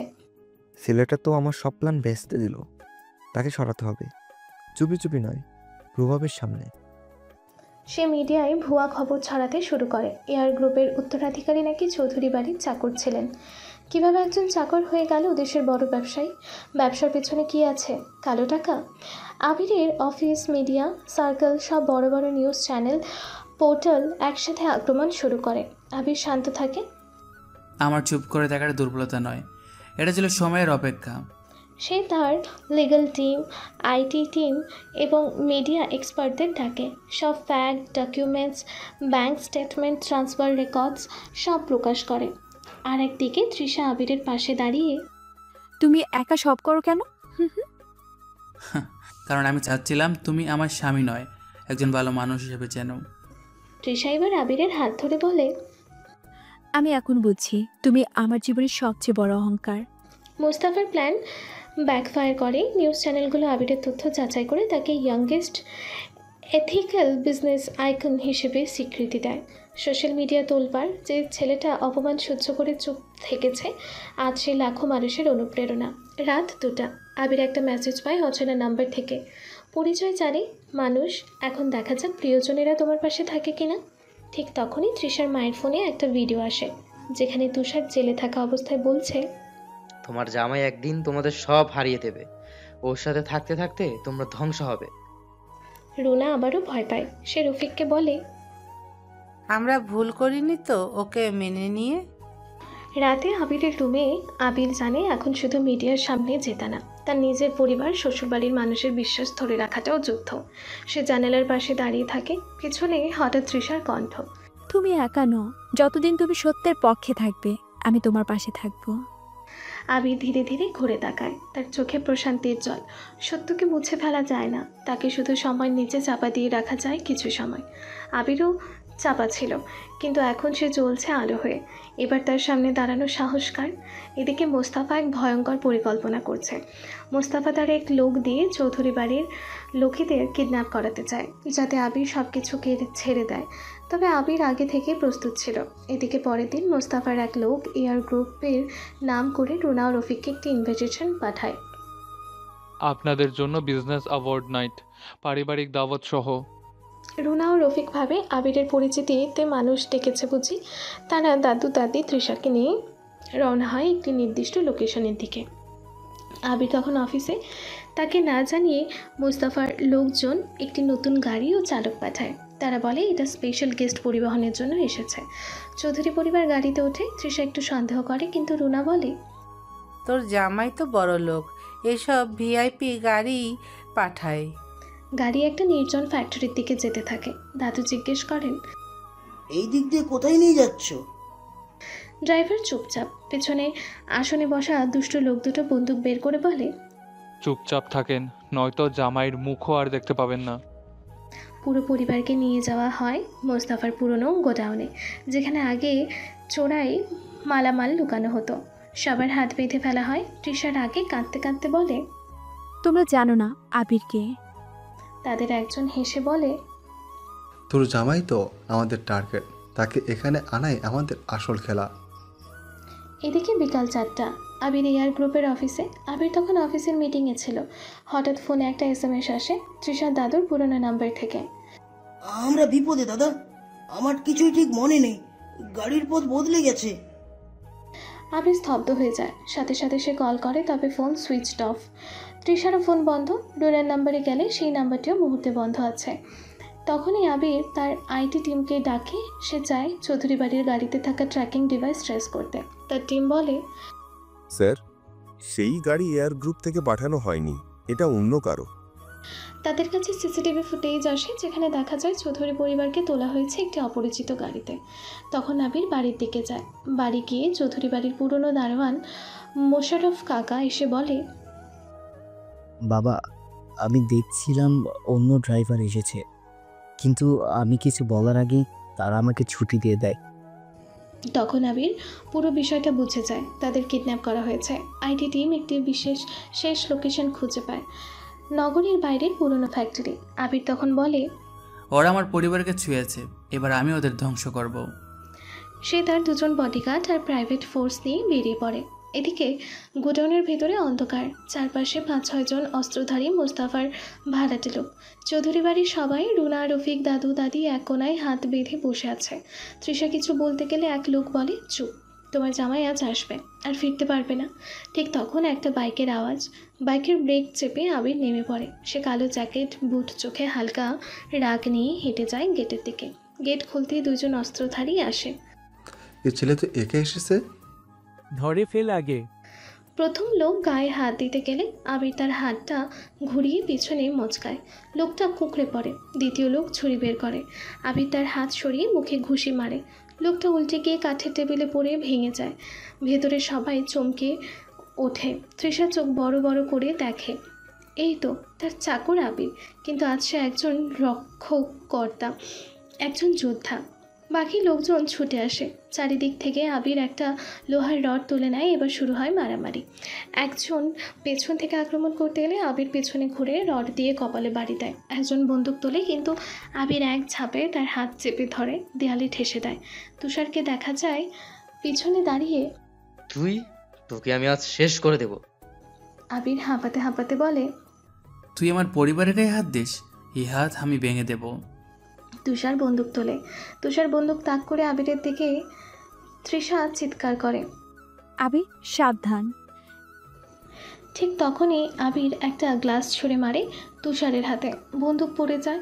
আবির ছুটে গিয়ে তুষারকে ঘুষি মারে। তুষার পড়ে যায় মেঝেতে। তখন মোস্তফা তৃষার মাথায় বন্দুক ধরে। আবিরের সামনে আসলো। থাম এবার, আরেকবার যদি আমার লোকের গায়ে হাত দিয়েছিস আমি তোর স্ত্রীকে মেরে ফেলবো। আবির থেমে যায়। মোস্তফা হাসতে থাকে আর লোক আবিরকে আঘাত করে। ঠিক তখন পাশ থেকে লোকটা গুলি এসে মোস্তফার হাতে লাগে। তার হাত থেকে গুলি পড়ে যায়। আবিরের গার্ড 2 জন সামনে আসে। আবির হাসতে থাকে, তুই কি ভেবেছিলি আমি একা? তুই ভয় দেখাবি আর আমি ভয় পেয়ে যাব? তোর খেলা শেষ। আবির এই কথা বলতে ঠিক সেই সময় পুলিশ আসে। পুলিশ এসে সব বন্দুকধারীকে ধরে। মোস্তফাকে হ্যান্ডকাফ পরায়। তুই তো একটা চাকর ছিলি। হ্যাঁ, সেই চাকর যে আজ তোর মতো রাজাকে মাটিতে নামিয়ে দিল। পুলিশ সবাইকে নিয়ে যায়। তখন তৃষা দৌড়ে আসে। আবির হাঁপাচ্ছে, একটু রক্ত লেগেছে কপালে। সবাই চৌধুরী বাড়িতে ফিরে। রুনা, রফিক চুপচাপ। তৃষা সামনে দাঁড়িয়ে, এই ছেলেটাকে আমি অপমান করেছি, অবহেলা করেছি, তবুও সে চুপচাপ থেকেছে। কেন জানেন? কারণ সে চায়নি আমাদের হারে। সে চেয়েছে আমরা বদলাই।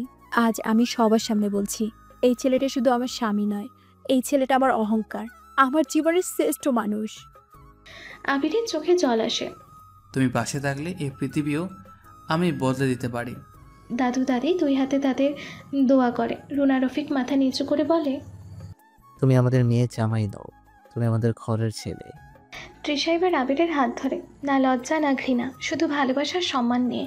আর আবির সে এবার চৌধুরী বাড়ির চাকর না, বরং সেই রত্ন যাকে অবহেলা করলে একটা গোটা পরিবার অন্ধ হয়ে যায়। মোস্তাফা কারাগারে, তুষারও শাস্তি পেয়েছে, আর আবির সে এখনও সেই শান্ত স্বরে কথা বলে, চোখে গম্ভীরতা, কিন্তু ঠোঁটে সেই পুরনো হাসিটা। তৃষা বুঝে গেছে আবির কি, তবু তার মা বাবা এখনও সেই অতীত মনে করে। আর এই লড়াইটা এখন আবিরের নিজের ভালোবাসাকে জিতে নেওয়ার।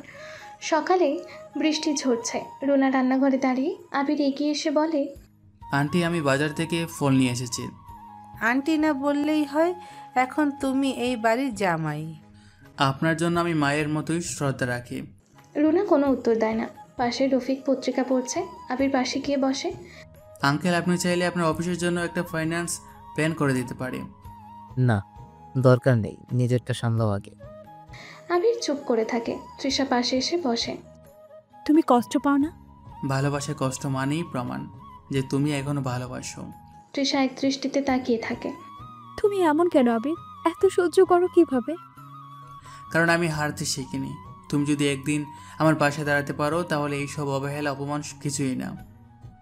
রাতে তৃষার রুমে আবির সোফায় ঘুমোচ্ছে। তৃষা তাকিয়ে দেখে আবিরের ঘুমের ভেতরে ঠোঁট এক টুকরো হাসি।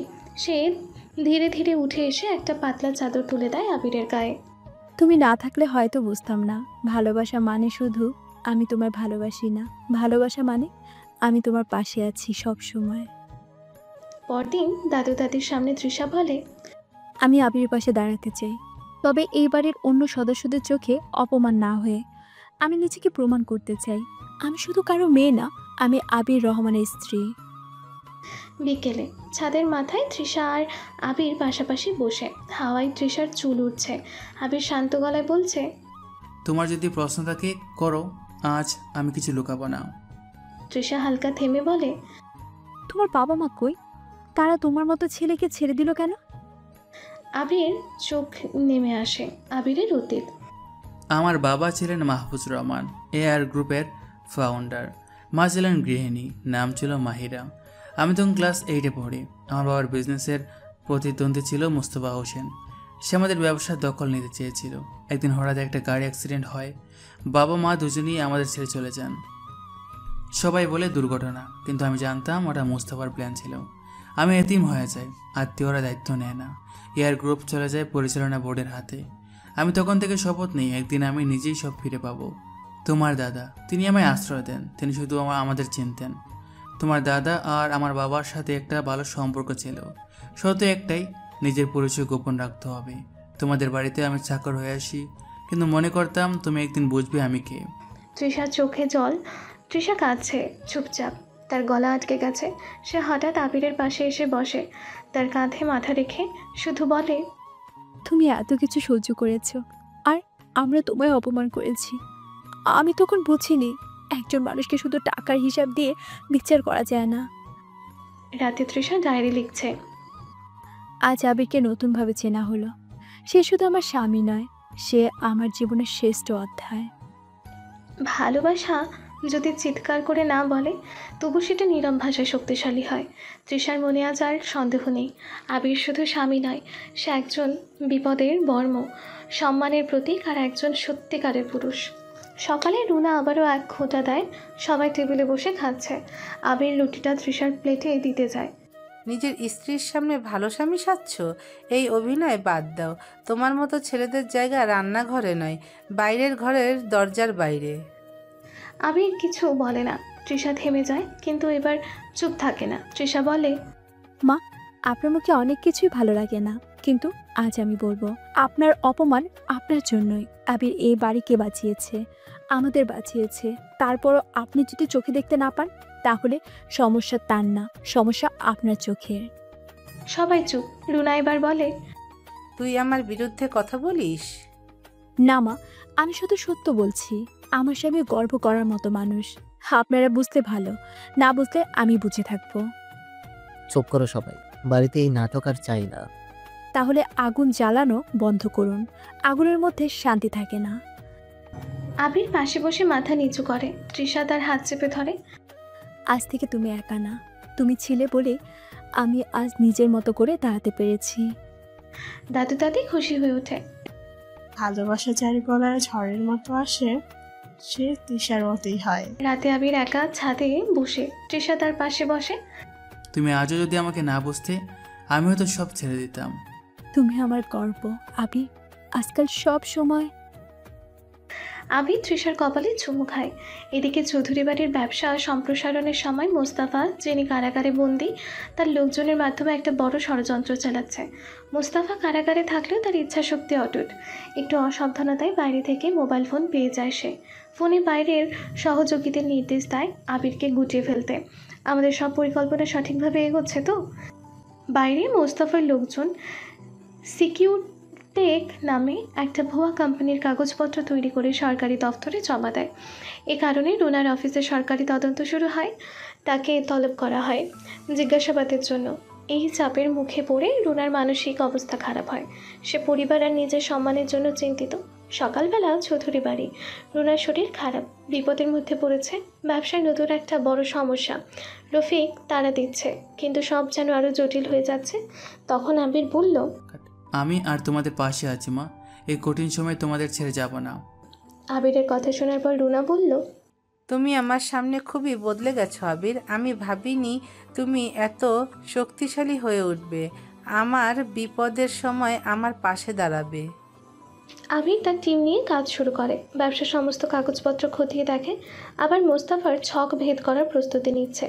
আবির দ্রুত বিষয়টি তদন্ত শুরু করে। সে সরকারি অফিসে গিয়ে সঠিক প্রমাণাদি সংগ্রহ করে। মোস্তাফার জালিয়াতি ফাঁস করে দেয়। রুনার বিরুদ্ধে অভিযোগ প্রত্যাহার হয়, চল হয় আবারও। রুনা এবার বুঝতে পারে আবির শুধু চাকর নয়, সে চৌধুরী পরিবারের গর্ব। তার প্রতি শ্রদ্ধা, ভালোবাসা নতুন রূপ নেয়। রুনার চোখে জল আসে। সে আবিরের হাতে হাত রেখে বলে, তুমি শুধু আমার জামাই না, তুমি আমার ছেলে। রাতের অন্ধকারে আবির আর তৃষা একসঙ্গে বসে ভবিষ্যতের স্বপ্ন নিয়ে কথা বলছে, বিশ্বাস নিয়ে, ভালোবাসার সাথে। সকালে রুনা জানালার পাশে দাঁড়িয়ে সন্ধ্যা থেকে ভোর পর্যন্ত আবিরের দেওয়া রিপোর্টগুলো বারবার পড়ছে। তার মনেও বিশ্বাস জন্মেছে, এই ছেলে আমাদের দুর্ভাগ্য না, আশীর্বাদ। তৃষার বাবা রফিক এবার কিছু বলল না, শুধু চুপ করে রুনার দিকে তাকিয়ে বলল, সে তো অনেক বড় কিছু করেই ফেলেছে। হ্যাঁ, আর আমরা কি করলাম? শুধু অপমান, সন্দেহ আর অবহেলা। এদিকে তৃষা চুপচাপ রান্নাঘরে বসে সে দেখছে আবির ভোরে উঠে সকালের চা বানিয়ে টেবিলে রেখে দিচ্ছে। এমন সময় রুনা এসে তাকে বলল, আজ আর রান্না করতে হবে না। আবির অবাক, আমি বুঝিনি। রুনা এবার একটু নরম স্বরে, তুমি অনেক কিছু করেছো, এবার একটু বিশ্রাম নাও। আবিরের চোখে কিছুটা বিস্ময়, কিছুটা জল। তখন, আমি অনেক বড় ভুল করেছিলাম। এই ছেলেটা আমাদের মুখ রক্ষা করেছে, আমাদের পরিবারের সম্মান ফিরিয়ে এনেছে। আমাদের এখন গর্ব করা উচিত। তৃষার স্বামী আবির এইবারের একজন যোগ্য ছেলে। তৃষার বিস্ময় ও চোখে জল। তৃষা চুপ করেছিল এতক্ষণ। রান্নাঘরের দরজার আড়াল থেকে চোখে জল নিয়ে সব শুনেছে। সে এসে আবিরের পাশে দাঁড়িয়ে ধীরে ধীরে বলে, আজ প্রথমবারের মতো আমার মা বাবা তোমাকে সত্যিকারের জামাই হিসেবে মেনে নিল। তোমরা আমাকে মেনে নিয়েছো, আমি কেবল চেয়েছি তোমাদের ভালোবাসা কামাই। সেদিন চৌধুরী বাড়ির খাবার টেবিলে কেউ কাউকে ছোট করেনি, কেউ চাকর বলে চোখ ছোট করেনি। আজকের টেবিলটার সম্মান, গর্ব আর ভালোবাসায় পূর্ণ। রাত 11টা, বাইরে টিপটিপ বৃষ্টি। আবির জানালার পাশে দাঁড়িয়ে, চোখে ভাবনা, মুখে একরাশ তৃপ্তি। তৃষা তার পেছনে এসে চুপচাপ হাতে হাত রাখে আবিরের কাঁধে। আবির তাকিয়ে দেখে তৃষার চোখে লাজ, তৃষার ঠোঁটে এক টুকরো ভালোবাসা। তৃষা ধীরে বলে, তুমি এখন শুধু আমার স্বামী না, আমার বিশ্বাস, আমার নিরাপত্তা, আমার সবচেয়ে আপন। আবির হেসে ফেলে, তার চোখ দুটো জলে চিকচিক করে। ভোর রাতে বিছানার পাশে আবির আর তৃষা বসে আছে, দুজনেই কথা বলছে ভবিষ্যৎ নিয়ে। তুমি এখন ব্যবসার দায়িত্ব না, বাবা মা কিছু বলবে না, বরং খুশি হবে। তুমি পাশে থাকলে সব পারবো। চৌধুরী বাড়ির সব তোমার না, এখন আমারও। তৃষা মাথা হেলিয়ে দেয় আবিরের কাঁধে। পরের দিন রুনা নিজে রান্না করছে। তৃষা আবিরকে পাশে বসিয়ে খাইয়ে দিচ্ছে। রফিক হাসছে আর বলছে, আমরা একটা সময় যা ভুল করেছি, এই ছেলেটাই সেটা শুধরে দিল। পুরো বাড়ি আজ খুশিতে ভরে উঠেছে। রাতে ঘুমাতে যাওয়ার সময় তৃষা আবিরকে জড়িয়ে ধরে বলে, এই পৃথিবীতে অনেক কিছু হারালেও তোমাকে পেয়ে আমি সব পেয়েছি। আবির কিছু বলে না, শুধু তৃষার কপালে চুমু খেয়ে ফিসফিস করে। তুমি বাসে থাকলেই আমি শেষ অবধি লড়তে পারি। পরদিন রফিক সাহেব অফিসে সবাইকে ডেকে ঘোষণা করলেন, আজ থেকে চৌধুরী গ্রুপের ম্যানেজিং ডিরেক্টর আবির হাসান। প্রথমে অনেকের চোখে কপালে উঠেছিল, কিন্তু পরের মুহূর্তে হল রুম জুড়ে হাততালি। আবির উঠে দাঁড়িয়ে বলল, আমি এই দায়িত্ব শুধু ব্যবসা চালানোর জন্য নিচ্ছি না, এই পরিবারের মান, ভালোবাসা আর আত্মসম্মান রক্ষার জন্য নিচ্ছি। অফিসের সবাই আবিরকে অভিনন্দন জানায়। এদিকে জেলে থাকা তুষার গোপনে আবারও কিছু চাল চেলেছিল, কিন্তু আবির আগেই সেটার খোঁজ পায়। এবার সে গোপনে নয়, সরাসরি কোর্টে মামলা করে, নতুন সব প্রমাণ হাজির করে। তুষারকে দেওয়া হয় 10 বছরের জেল। আবির কোর্টে দাঁড়িয়ে বলে, ভালোবাসার নাম করে যারা নারীদের ব্যবহার করে তাদের বিচার হওয়া দরকার। আর তুমি তৃষার জীবনের একবার ভুল অধ্যায় মাত্র। এরপর তৃষার জীবন বদলে যায়। তৃষা আজ আর রাগী অহংকারী মেয়েটা নেই। সে এখন একজন দায়িত্বশীল স্ত্রী, একটা পরিপূর্ণ নারীর প্রতিচ্ছবি। সে আবিরকে অফিসে দুপুরের খাবার পাঠায়। রাতে আবির ক্লান্ত হয়ে এলে পাশে বসে মাথায় হাত বুলিয়ে দেয়। একদিন আবির মজা করে বলে, এই তৃষা, যদি আগে পেতাম।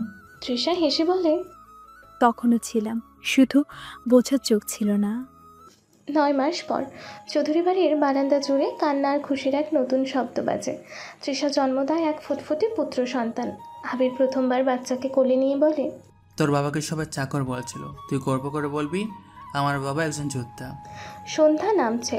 আবির ও তৃষা বারান্দায় বসে, তাদের মাঝখানে ছোট্ট ছেলে। আবির এক হাতে ছেলেকে ধরে, অন্য হাতে তৃষার হাত। আবির বলে, এ বাড়িতে আমি চাকর হয়ে এসেছিলাম, আজ আমি এই পরিবারের মাথা। তুমি ছিলে অবহেলার রানী, আজ তুমি আমার ভালোবাসার রানী।